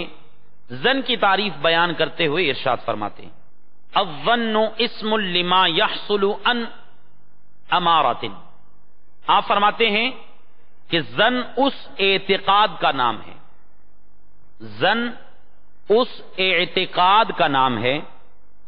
جو کسی ظاہری علامت سے حاصل ہوتا ہے. ظن اس اعتقاد کا نام ہے جو کسی ظاہری علامت سے حاصل ہوتا ہے. ظن اس اعتقاد کا نام ہے جو کسی ظاہری علامت سے حاصل ہوتا ہے. یہ بھی یاد رکھیے، اولاً ظن کی دو قسمیں ہیں. ظن کی یعنی گمان کی دو قسمیں ہیں. حسن ظن یعنی اچھا گمان رکھنا، اور سوء ظن یعنی برا گمان رکھنا. حسن ظن یعنی اچھا گمان رکھنا، اور سوء ظن یعنی برا گمان رکھنا. اسے بدگمانی بھی کہتے ہیں. سوء ظن کو بدگمانی بھی کہتے ہیں. ظن کے بارے میں چند شرعی احکامات ہیں. ان میں سے ایک شرعی حکم یہ ہے کہ ہر مسلمان عاقل بالغ، ہر مسلمان عاقل بالغ، اب یہ چاہے مرد ہو یا عورت، ہر مسلمان عاقل بالغ پر واجب ہے کہ اللہ عز و جل انبیاء کرام علیہم الصلاۃ والسلام اور مسلمانوں سے حسن ظن یعنی اچھا گمان رکھے. ہر مسلمان عاقل بالغ پر واجب ہے کہ وہ اللہ عز و جل، انبیاء کرام علیہم الصلاۃ والسلام اور مسلمانوں سے اچھا ظن یعنی گمان رکھے. علامہ آلوسی بغدادی رحمت اللہ تعالی علیہ تفسیر روح المعانی میں ایک حدیث نقل کرتے ہیں. چنانچہ آپ فرماتے ہیں ان اللہ تعالی حرم من المسلم دمہ وعرضہ وان یظن به ظن السوء. میرے آقا صلی اللہ تعالی علیہ وآلہ وسلم نے ارشاد فرمایا،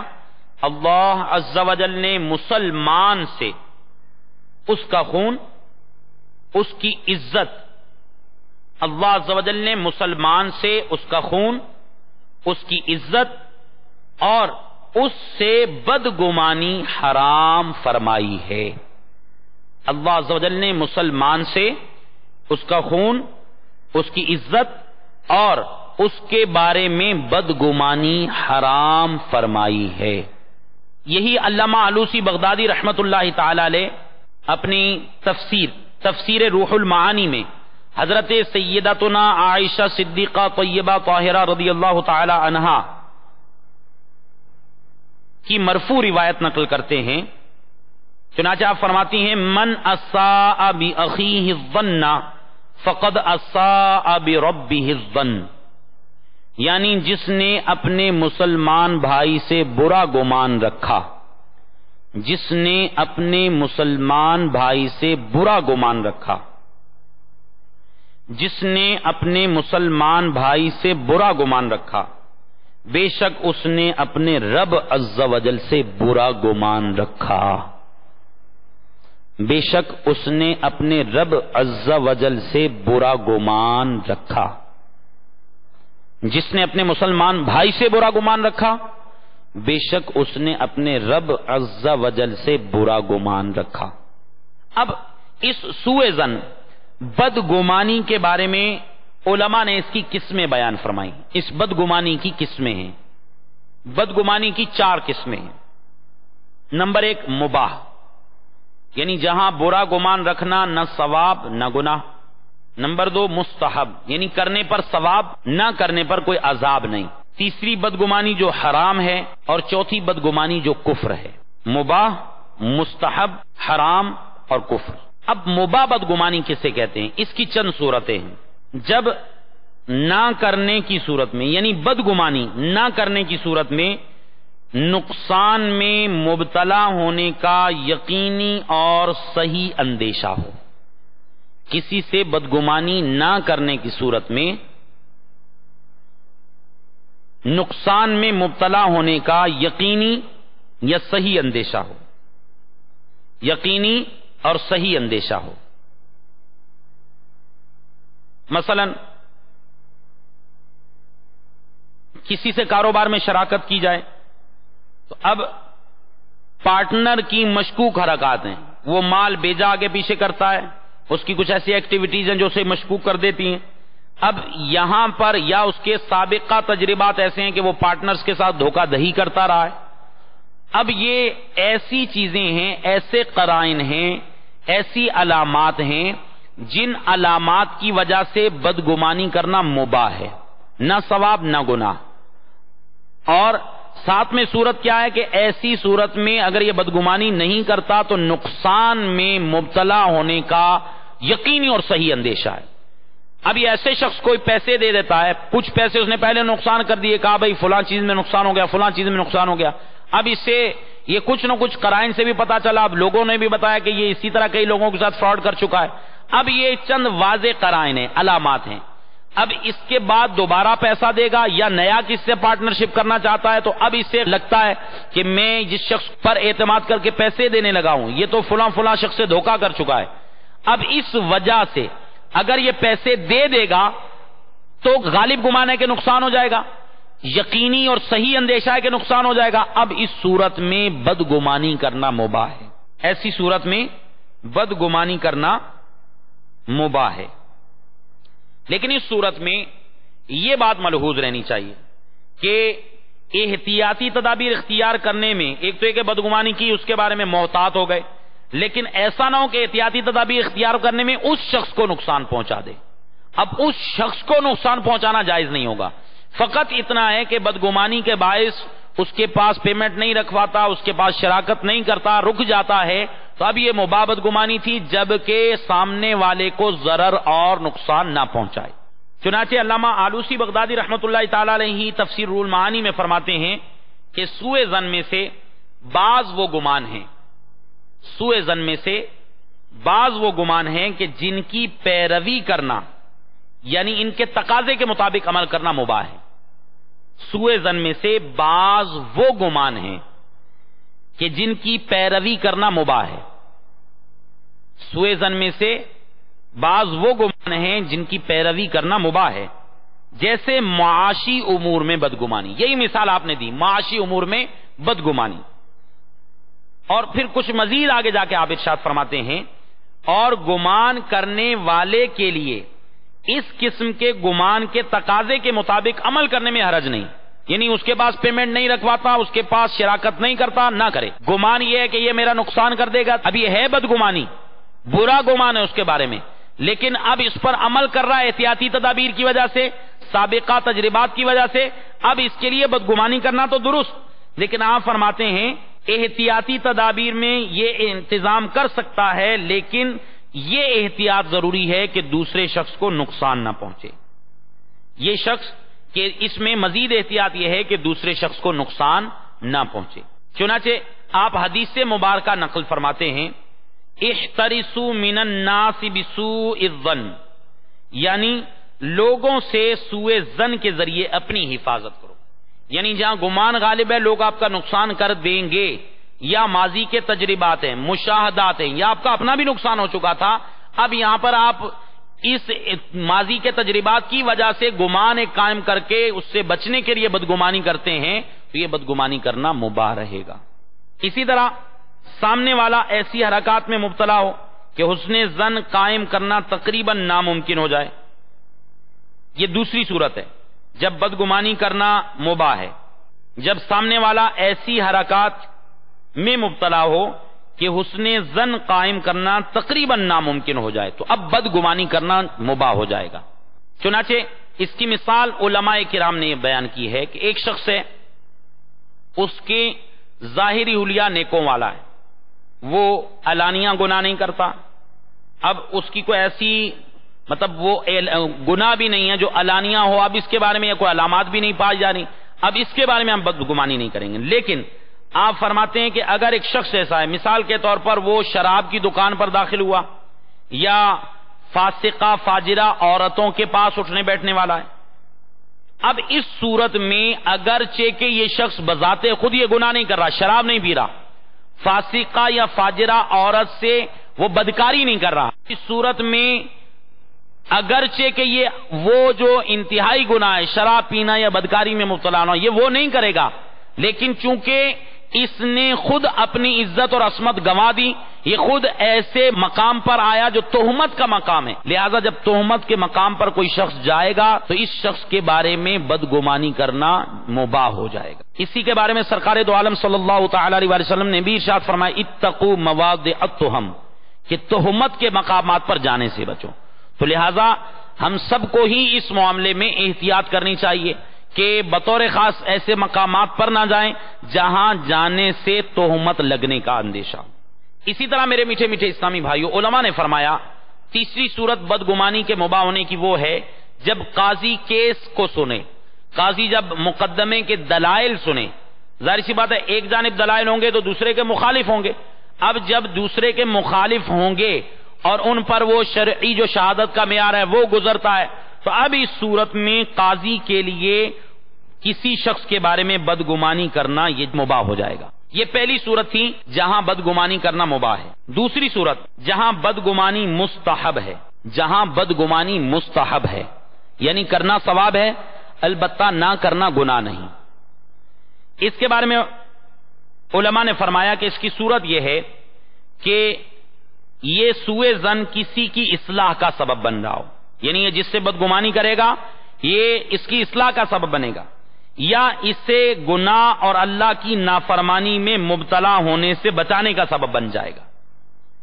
اس صورت میں بدگمانی کرنا مستحب ہے۔ اور علماء نے مثال دی باپ کا اپنے بچوں سے، استاد کا شاگردوں سے، پیر کا اپنے مریدوں سے، اور حاکم اسلام کا اپنی رعایا سے، انہیں گناہ سے دور رکھنے کی نیت سے سوء ظن رکھنا، تو یہ مستحب کی صورت میں آ جائے گا۔ باپ مثال کے طور پر بیٹا وہ گلی محلے میں اٹھتا بیٹھتا ہے، اب کوئی ایسی اس کے پاس اوتھینٹک رپورٹ نہیں ہے کہ واقعی یہ اوباش لوگوں کی صحبت میں بیٹھتا ہے یا آوارہ لوگوں کی صحبت میں بیٹھتا ہے، لیکن آج کل کے جو گلی محلوں کے حالات ہیں وہ سب کے سامنے۔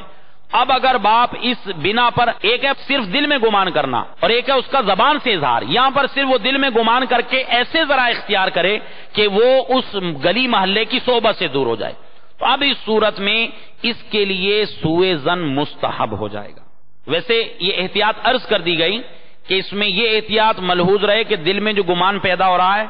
اس میں یہ فقط دل میں اس کو رکھے، زبان سے اس کو ظاہر نہ کرے۔ اور علماء نے یہ بھی اس کے بارے میں احتیاط بیان فرمائی کہ جب دل کے اندر گمان پیدا ہوا، مثال کے طور پر ایک شخص ہے ہمارے سامنے، اس نے نماز جماعت سے نہیں پڑھی، اب اس کے بعد اس کے لیے جماعت کا وقت چلا گیا، ہم دیکھ رہے ہیں کہ ہو سکتا ہے نماز کا وقت بھی چلا جائے، اب اس کے بارے میں یہ گمان کر کے کہ اس نے ہو سکتا ہے جماعت تو چلی گئی ضائع ہو گئی، اس نے ہو سکتا ہے نماز ہی نہ پڑھی ہو، تو جا کے اس کو احسن انداز میں نیکی کی دعوت دے کر نماز کی ترغیب دلائی جائے اور اس کو نماز کے لیے راغب کیا جائے۔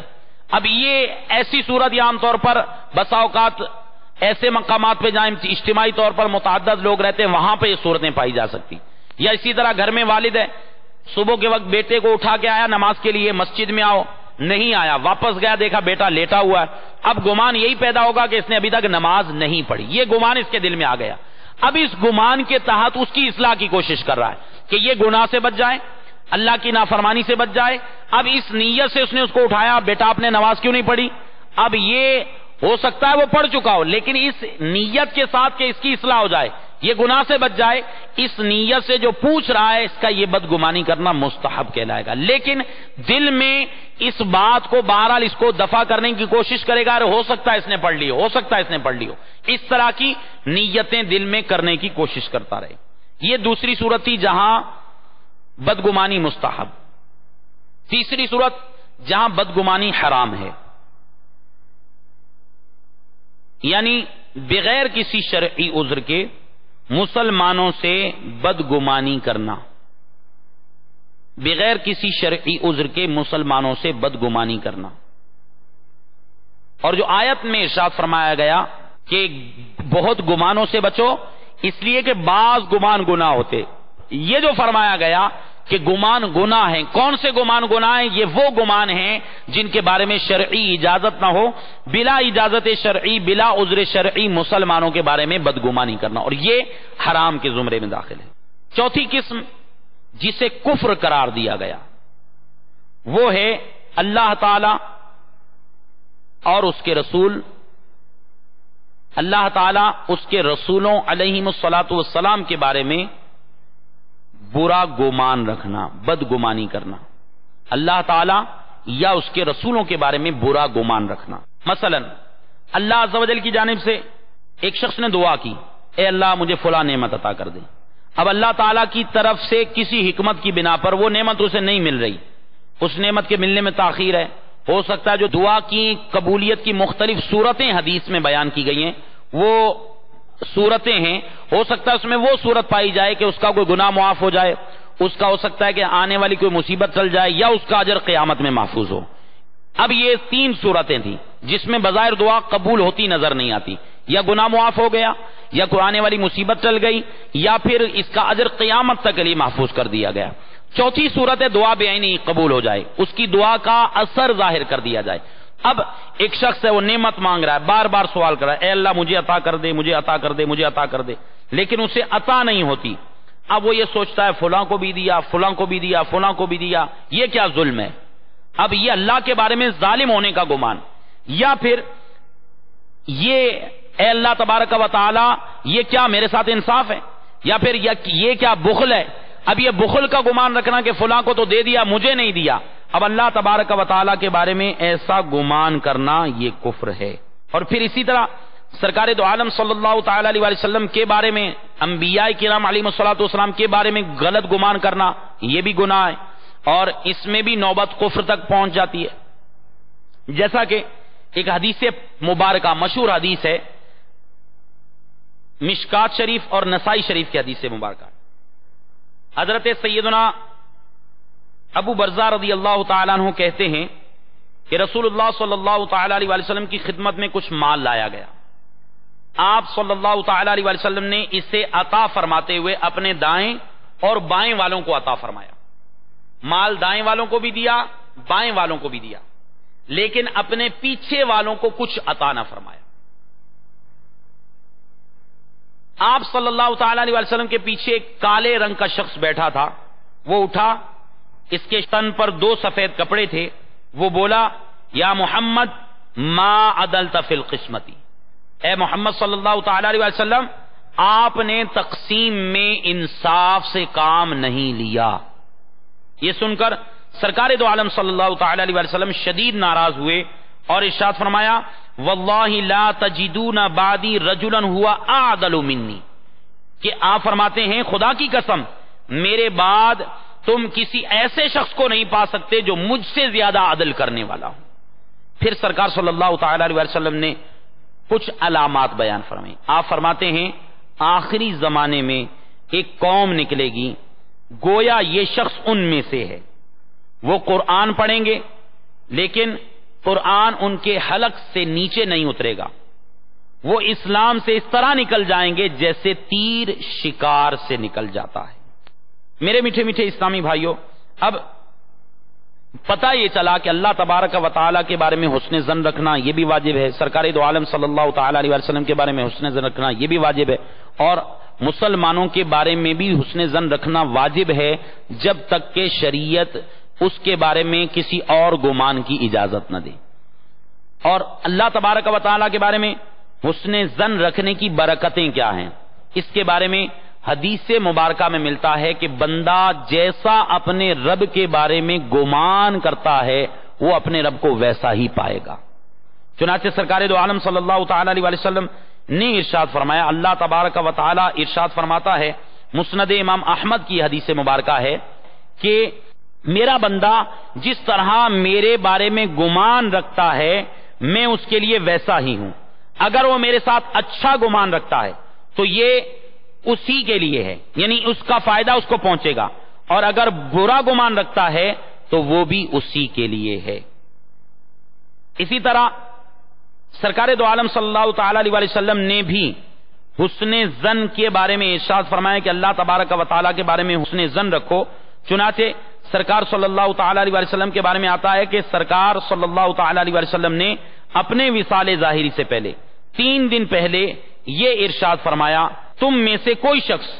ہرگز نہ مرے مگر اس حالت میں کہ وہ اللہ عز و جل کے بارے میں اچھا گمان رکھتا ہو. اور یہ بھی اس سلسلے میں ملحوظ رہے کہ یہ برا گمان اسی صورت میں کفر ہوگا کہ جب اس پر بندہ پختہ اعتقاد کر لے. ورنہ یاد رکھیے بہت سی چیزیں ہیں جو وسوسہ شیطانی ہوتی ہیں. اللہ تبارک و تعالیٰ کی ذات کے بارے میں، اس کی صفات کے بارے میں، اس کی قدرت کے بارے میں، سرکار دو عالم صلی اللہ تعالی علیہ وسلم کے بارے میں، سرکار کی رسالت کے بارے میں، ختم رسالت کے بارے میں، یا دیگر انبیاء کرام علیہ الصلوۃ والسلام کی عظمت و فضائل کا ایک شخص معترف ہے، اس بارے میں اگر اس کے دل میں کوئی خیال آتا ہے تو میرے میٹھے میٹھے اسلامی بھائیوں، یہ خیال کا آنا یہ کفر کا باعث نہیں ہے، بلکہ یہ شیطان کا وسوسہ ہے. اب اس وسوسے کو حتی الامکان دور کرنے کی کوشش کرے گا. ورنہ یاد رکھیے یہ وسوسہ دور کرنے کی کوشش بھی کرتا ہے، پھر بھی دل میں خیال آتا ہے، یقین نہیں ہے، گمان نہیں ہے اس طرح کا، فقط ایک خیال آتا ہے دل میں کہ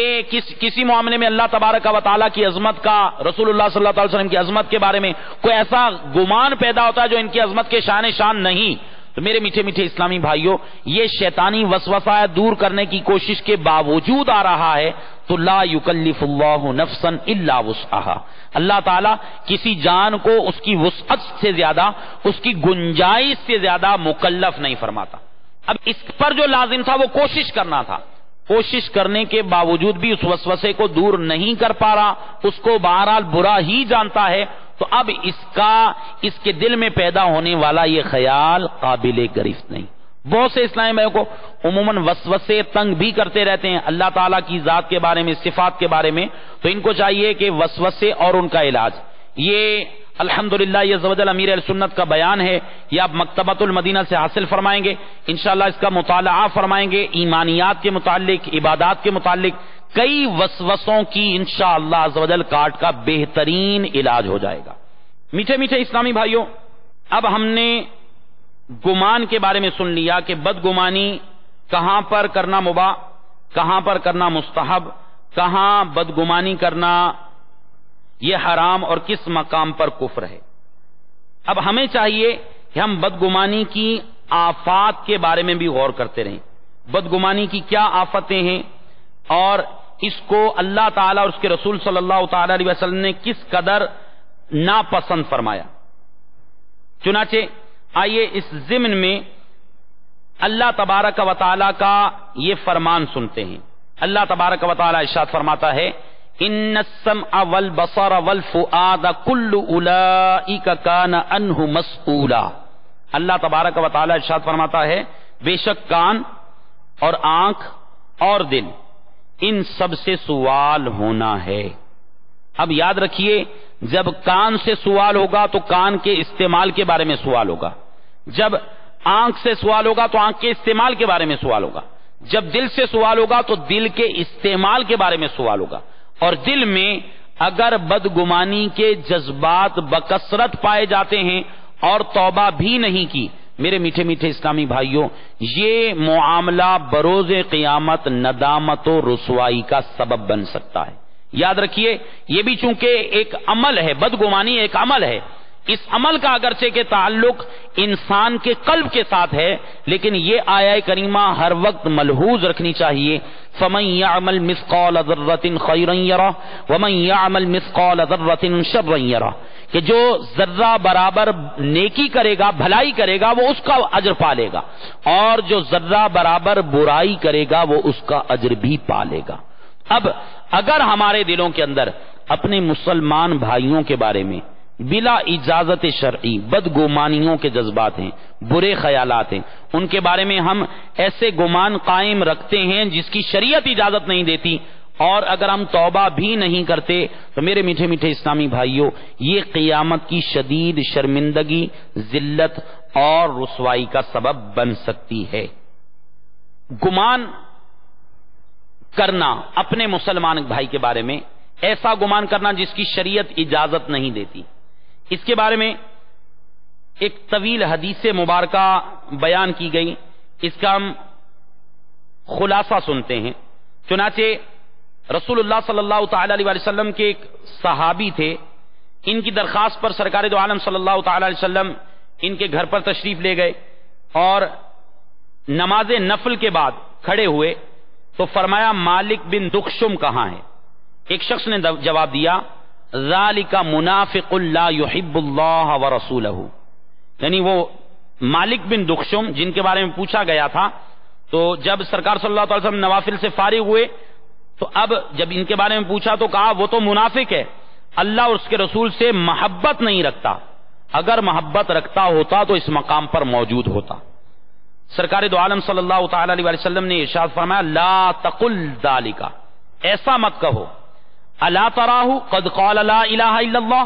کیا تو نے نہیں دیکھا کہ اس نے لا الہ الا اللہ کہا، یرید بذالک وجہ اللہ، اس حال میں کہ اس نے لا الہ الا اللہ کہنے سے اللہ کی رضا چاہی ہے۔ وَإِنَّ اللَّهَ قَدْ حَرَّمَ عَلَى النَّارِ مَنْ قَالَ لَا إِلَٰهَ إِلَّا اللَّهِ يَبْتَغِي بِذَلِكَ وَجْهَ اللَّهِ، اور سرکار فرماتے ہیں کہ بے شک اللہ تبارک و تعالی اس شخص کو جہنم پر حرام فرما دیتا ہے کہ جو اللہ تعالی کی رضا چاہتے ہوئے لا الہ الا اللہ کہتا ہے۔ اب میرے میٹھے میٹھے اسلامی بھائیوں، اس روایت سے ضمناً ہمیں یہ بھی پتا چلا کہ جو رضا الہی عز و جل کے لیے کلمہ طیبہ پڑھ لے، لا الہ الا اللہ کہہ لے، اس پر جہنم کی آگ حرام کر دی جاتی ہے۔ اب ایسے شخص کے بارے میں بدگمانی کرنا بھی درست نہیں ہے۔ میٹھے میٹھے اسلامی بھائیوں، ہمارے اکابرین سے بھی اس طرح کے واقعات ملتے ہیں کہ یہ حسن ظن کس طرح کیا کرتے تھے، اور بدگمانی کے بارے میں بھی مختلف واقعات ملتے ہیں کہ جب کسی سے کسی نے بدگمانی کی تو اس پر کیا دنیا میں ہی آفتیں نازل ہوئیں۔ چنانچہ حضرت ابو الحسن نوری رحمت اللہ تعالی علیہ، ان کی خادمہ زیتونہ اپنا ایک واقعہ بیان کرتی ہے کہ ایک مرتبہ حضرت نے دودھ اور روٹی لانے کا حکم فرمایا، میں مطلوبہ چیزیں لے کر حاضر خدمت ہوئی تو دیکھا کہ آپ کے سامنے کچھ دہکتے ہوئے کوئلے پڑے تھے، جنہیں الٹنے پلٹنے کی بنا پر آپ کے ہاتھوں پر کچھ کالک لگ گئی تھی۔ میں نے روٹی اور دودھ سامنے رکھ دیا، آپ رحمت اللہ تعالی علیہ نے بغیر ہاتھ دھوئے کھانا شروع کر دیا۔ میں نے دل میں یہ کہا یا الہی تیرے یہ ولی کس قدر گندے ہیں۔ اب یہ دل میں گمان کیا ولی کامل کے بارے میں، جبکہ انہوں نے صرف کوئلے الٹ پلٹ کیے تھے، ہاتھ نہیں دھوئے تھے، کوئلوں کا وہ اثر ہاتھ پر تھا اور اسی حالت میں کھانا شروع کر دیا۔ اب یہ ناجائز نہیں تھا، ہاتھ دھونا کھانے پینے سے پہلے ہاتھ دھونا مستحب ہے، جو نہ دھوئے کسی گناہ کا باعث نہیں۔ چنانچہ دل میں یہ گمان کیا کہ اللہ کے ولی کتنے گندے ہیں۔ اب یہ کہتی ہیں کہ یہ کہہ کر میں کسی کام سے گھر سے باہر نکلی، اچانک ایک عورت آ کر مجھے چمٹ گئی اور مجھ پر اپنے کپڑوں کی گٹھڑی کے چوری کا الزام لگا دیا۔ میری فریاد کرنے کے باوجود لوگ مجھے پکڑ کر سپاہیوں کے پاس لے گئے۔ اتنے میں حضرت ابو الحسن نوری رحمت اللہ تعالی علیہ، ان کو اطلاع ہوئی کہ آپ کی خادمہ کو پکڑ کر لے جایا جا رہا ہے، چوری کا الزام ہے۔ یہ تشریف لے آئے، میرے حق میں سفارش فرمائی۔ جب انہوں نے سفارش کی تو سپاہیوں نے اس عورت کا دعویٰ پیش کیا کہ حضور اس نے اس عورت کے کپڑے چرائے ہیں۔ اتنے میں ایک لڑکی وہی گٹھڑی لیے ہوئے حاضر ہو گئی اور میری جان بخشی ہو گئی۔ اب خادمہ کہتی ہیں حضرت مجھے لے کر گھر واپس آئے اور فرمایا اب کبھی نہ کہنا کہ اللہ کے ولی کس قدر گندے ہوتے ہیں۔ میں حیران رہ گئی اور فوراً اپنے خیال دلی سے توبہ کر لی۔ میرے میٹھے میٹھے اسلامی بھائیوں، یہ ہم نے دیکھا کہ بسا اوقات اللہ تبارک و تعالی اپنے اولیاء کاملین سے برا گمان رکھنے والوں کو دنیا میں سزا دے دیتا ہے، اور پھر اس طرح کی سزائیں جو منقول ہوئیں یہ اس لیے بھی ہیں تاکہ ہم لوگ اللہ تبارک و تعالی کے اولیاء کاملین کے بارے میں حسن ظن رکھیں، حسن عقیدت رکھیں، ورنہ یاد رکھیے اولیاء کاملین سے حسن ظن نہیں رکھیں گے تو بسا اوقات دنیا کے اندر بھی آفتوں کا شکار ہو سکتے ہیں۔ اور یہ علماء کرام نے ضابطہ بیان فرمایا، میرے آقا اعلی حضرت رضی اللہ تعالیٰ نے بھی فتاوی رضویہ کے اندر نقل فرمایا کہ جب علماء کی بارگاہ میں حاضر ہو تو زبان سنبھال کر حاضر ہو، اور جب ولی کی بارگاہ میں حاضر ہو، اولیاء کی بارگاہ میں حاضر ہو تو اپنے دلوں کو سنبھال کر حاضر ہو، اس لیے کہ اللہ تبارک و تعالیٰ کے اولیاء کے وہ مقام ہیں کہ یہ اللہ تبارک و تعالیٰ کی عطا سے نہ نظر آنے والی چیزوں پر بھی مطلع ہو جاتے ہیں۔ میرے آقا صلی اللہ تعالی علیہ وسلم نے ارشاد فرمایا اتقوا بفراست المؤمن فانه ينظر بنور اللہ، مومن کی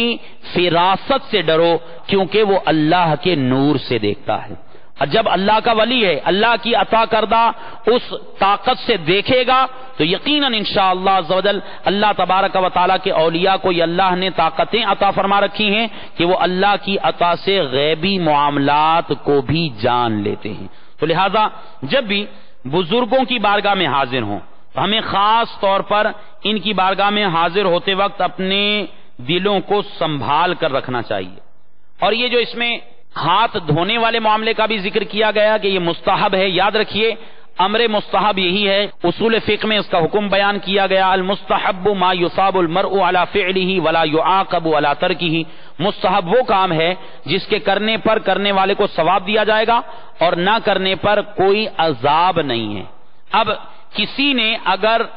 کھانے سے پہلے کھانے کا وضو نہیں کیا، کرنا چاہیے تھا، مستحب تھا، باعث ثواب تھا، روزی میں برکت کا ذریعہ تھا، لیکن نہیں کیا، اس وجہ سے اس کے بارے میں بدگمانی کرنا جائز نہیں ہے۔ اس طرح بہت سے معاملات ایسے ہوتے ہیں، بسا اوقات شیطان ہمیں کوئی شخص مستحبات چھوڑتا ہے تو شیطان ہمیں بدگمانی جیسی آفت میں مبتلا کر کے ہمیں حرام کا مرتکب کروا دیتا ہے۔ تو لہٰذا ہمیں بطور خاص جب بھی جو ہم نے جو برے گمان کے بارے میں سنا، بدگمانی بعض اوقات مباح، بعض اوقات مستحب، بعض اوقات حرام، بعض اوقات کفر، تو اس میں ہر وقت اپنی نیت کا محاسبہ ضروری ہے کہ میں جو اس کے بارے میں گمان کر رہا ہوں کیا یہ گمان ایسا ہے جس کی شریعت اجازت دیتی ہے؟ اگر شریعت اجازت نہیں دیتی اور ہم نے وہ بدگمانی اختیار کر لی تو میرے میٹھے میٹھے اسلامی بھائیوں اس بدگمانی پر توبہ لازم ہوگی۔ اللہ تبارک و تعالی ہمیں بدگمانی کی آفتوں سے بچنے کی توفیق عطا فرمائے۔ بدگمانی کا علاج، بدگمانی کا کیسے علاج ہو سکتا ہے؟ حضرت حارثہ بن نعمان رضی اللہ تعالیٰ عنہ سے مروی ہے، رسول اللہ صلی اللہ تعالیٰ علیہ وآلہ وسلم نے ارشاد فرمایا ثلاث لازمات امتی الطیرۃ والحسد وسوء الظن، فرماتے ہیں تین چیزیں میری امت کو لازم ہیں۔ سرکار فرماتے ہیں تین چیزیں میری امت کو لازم ہیں۔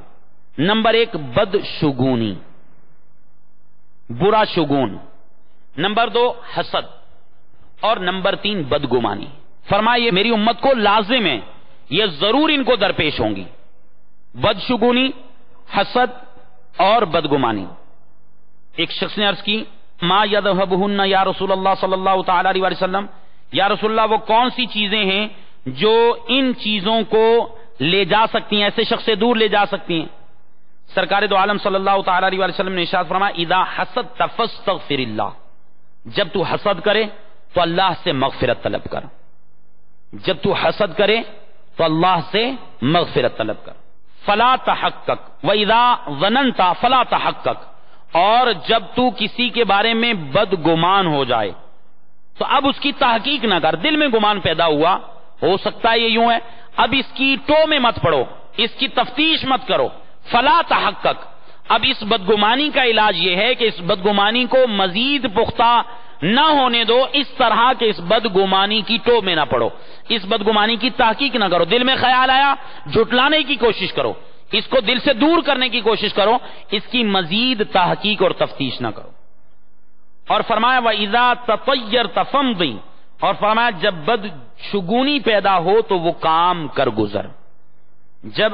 بدشگونی پیدا ہو تو وہ کام کر گزر۔ یہ بعض اوقات لوگوں میں اب بھی شاید یہ معروف ہیں باتیں، کالی بلی آگے سے گزر جائے تو یہ نحوست کی علامت ہے، بلی راستہ کاٹ جائے، یا اس طرح مختلف معاملات ہوتے ہیں، یہ گھر میں یوں ہو گیا تو آج یوں ہوگا، تو اس طرح کے مختلف جو شگون ہے، بدشگونیاں ہیں، اس کا علاج سرکار دو عالم صلی اللہ تعالی علیہ وسلم نے ارشاد فرمایا ہے یہ امت کو لازم، لیکن فرمایا کہ جب تیرا کسی چیز کے بارے میں برا شگون پیدا ہو جائے تو اس کام کو تو اختیار کر لے، اس کو کر گزر۔ کالی بلی گزری، دل میں وسوسہ آیا اب جاؤں گا تو حادثہ ہو جائے گا، تو اب لازمی جاؤ تاکہ تمہارا یہ شگون آئندہ کے لیے دوبارہ پیدا نہ ہو۔ اسی طرح میرے میٹھے میٹھے اسلامی بھائیوں، ہم نے یہ سنا کہ بدگمانی سے بچنے کے لیے بدگمانی کا علاج ہم نے سنا اسی طرح یاد رکھیے بدگمانی چونکہ گناہ ہے،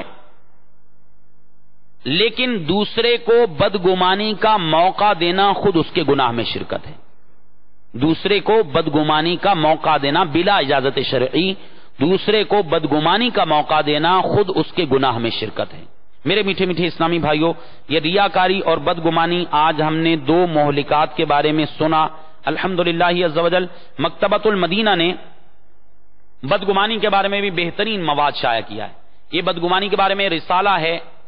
اس کا نام بدگمانی ہے. یہ چھوٹے سائز میں بھی ہے اور بڑے سائز کے اندر بھی ہے. یہاں جو اسلامی بھائی حاضر ہیں یہ بھی نیت کر لیجئے،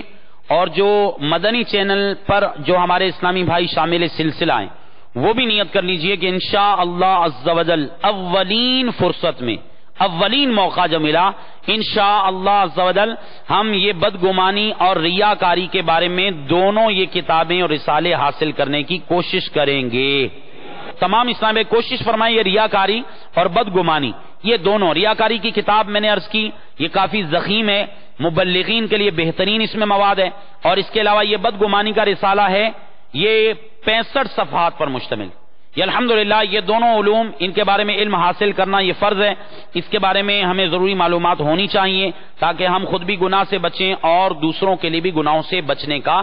ذریعہ بن سکیں. اللہ تبارک و تعالی ہمیں بدگمانی اور ریاکاری جیسی آفتوں سے بچنے کی توفیق عطا فرمائے. صلو علی الحبیب صلی اللہ تعالی علی محمد صلی اللہ تعالی علیہ وسلم.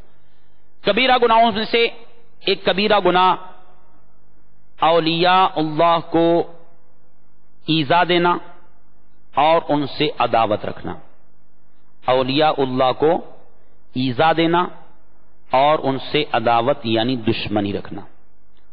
اللہ عز و جل کا فرمان عالی شان ہے، والذین یؤذون المؤمنین والمؤمنات بغیر ما اکتسبوا فقد احتملوا بہتانا واثما مبینا. ترجمہ کنز الایمان. اور جو ایمان والے مردوں اور عورتوں کو بے کیے ستاتے ہیں انہوں نے بہتان اور کھلا گناہ اپنے سر لیا. یہ مطلقاً مومنین اور مومنات کے بارے میں کہ چاہے مسلمان مردوں اور عورتوں کو کوئی ستائے تو اب ارشاد فرمائے انہوں نے بہتان اور کھلا گناہ اپنے سر لیا. اور اولیاء کاملین یہ یقیناً عام مومنین سے یہ بدرجہ بہتر ہیں. بخاری شریف کی یہ روایت ملتی ہے، چنانچہ میرے آقا صلی اللہ تعالی علیہ وآلہ وسلم ارشاد فرماتے ہیں، ان اللہ تعالی یقول، اللہ تعالی ارشاد فرماتا ہے،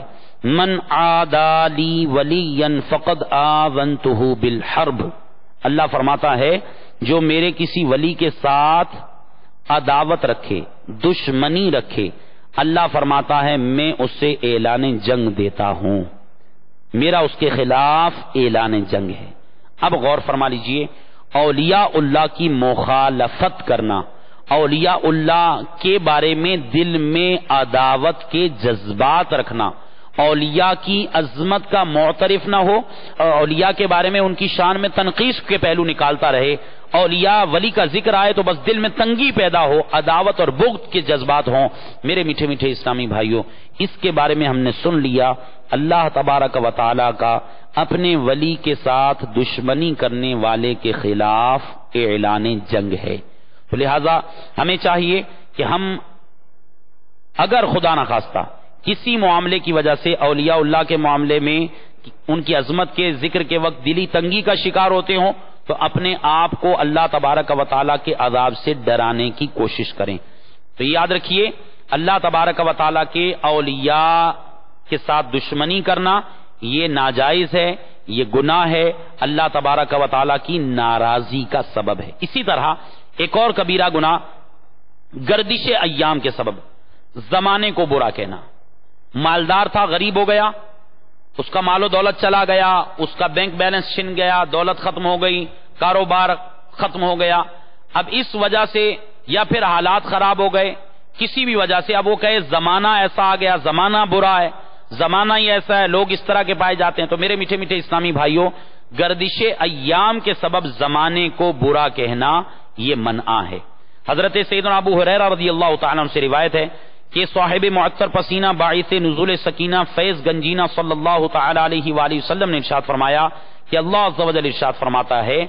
آدمی زمانے کو گالیاں دیتا ہے حالانکہ زمانہ بنانے والا تو میں ہوں، اور اس کے دن رات میرے ہی قبضہ قدرت میں ہے۔ اور ایک اور روایت میں فرمایا، اللہ تبارک و تعالی ارشاد فرماتا ہے کہ میں ہی اس زمانے کے دن رات پھیرتا ہوں اور جب میں چاہتا ہوں ان دونوں کو روک دیتا ہوں۔ پھر اسی طرح سرکار دو عالم صلی اللہ تعالی وسلم نے ایک اور مقام پر ارشاد فرمایا، تم میں سے کوئی زمانے کو گالی نہ دے کیونکہ اللہ تعالی ہی زمانہ بنانے والا ہے۔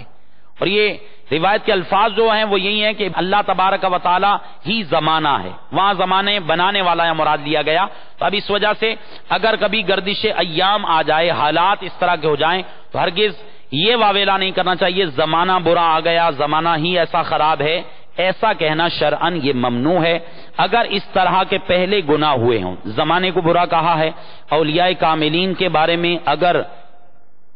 کوئی ذاتی اناد کی بنا پر کوئی اناد اور دشمنی یا قلبی جو قدورت کے جذبات اگر اولیاء کاملین کے بارے میں پائے جاتے تھے، اسی طرح ریاکاری کا گناہ بکثرت صادر ہوتا رہتا ہے، اس گناہ سے بھی، اور دوسروں کے بارے میں بدگمانی، ان تمام گناہوں سے توبہ ہم سب پر لازم ہے۔ تو آئیے لگے ہاتھوں ہم ان تمام گناہوں سے توبہ بھی کر لیتے ہیں۔ تمام اسلامی بھائی اپنے دل میں ندامت کے جذبات پیدا کرتے ہوئے آئندہ تمام گناہ نہیں کریں گے، اس نیت کے ساتھ یہ کلمات مل کر کہہ لیجئے، یا اللہ آج تک مجھ سے جس قدر ریاکاری، بدگمانی، اولیاء کاملین کے متعلق دل میں نفرت کے جذبات یا زمانے کو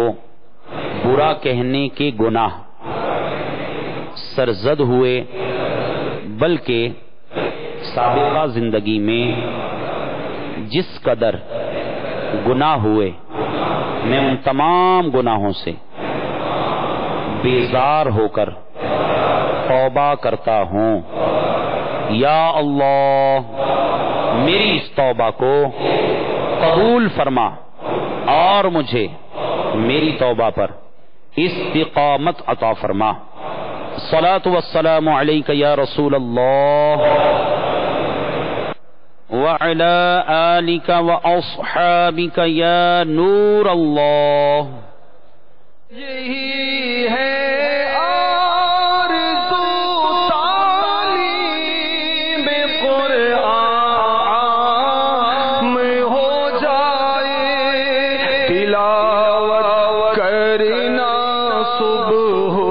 شام تلاوت کرنا صبح و شام، میرا کام ہو جائے۔ صلو علی الحبیب صلی اللہ تعالی علی محمد۔ آپ نے جو ابھی سلسلہ ملاحظہ فرمایا اس کے بارے میں اپنے تاثرات اور مدنی مشورے 030126127176 پر SMS یا feedback@madanichannel.tv پر میل کر سکتے ہیں۔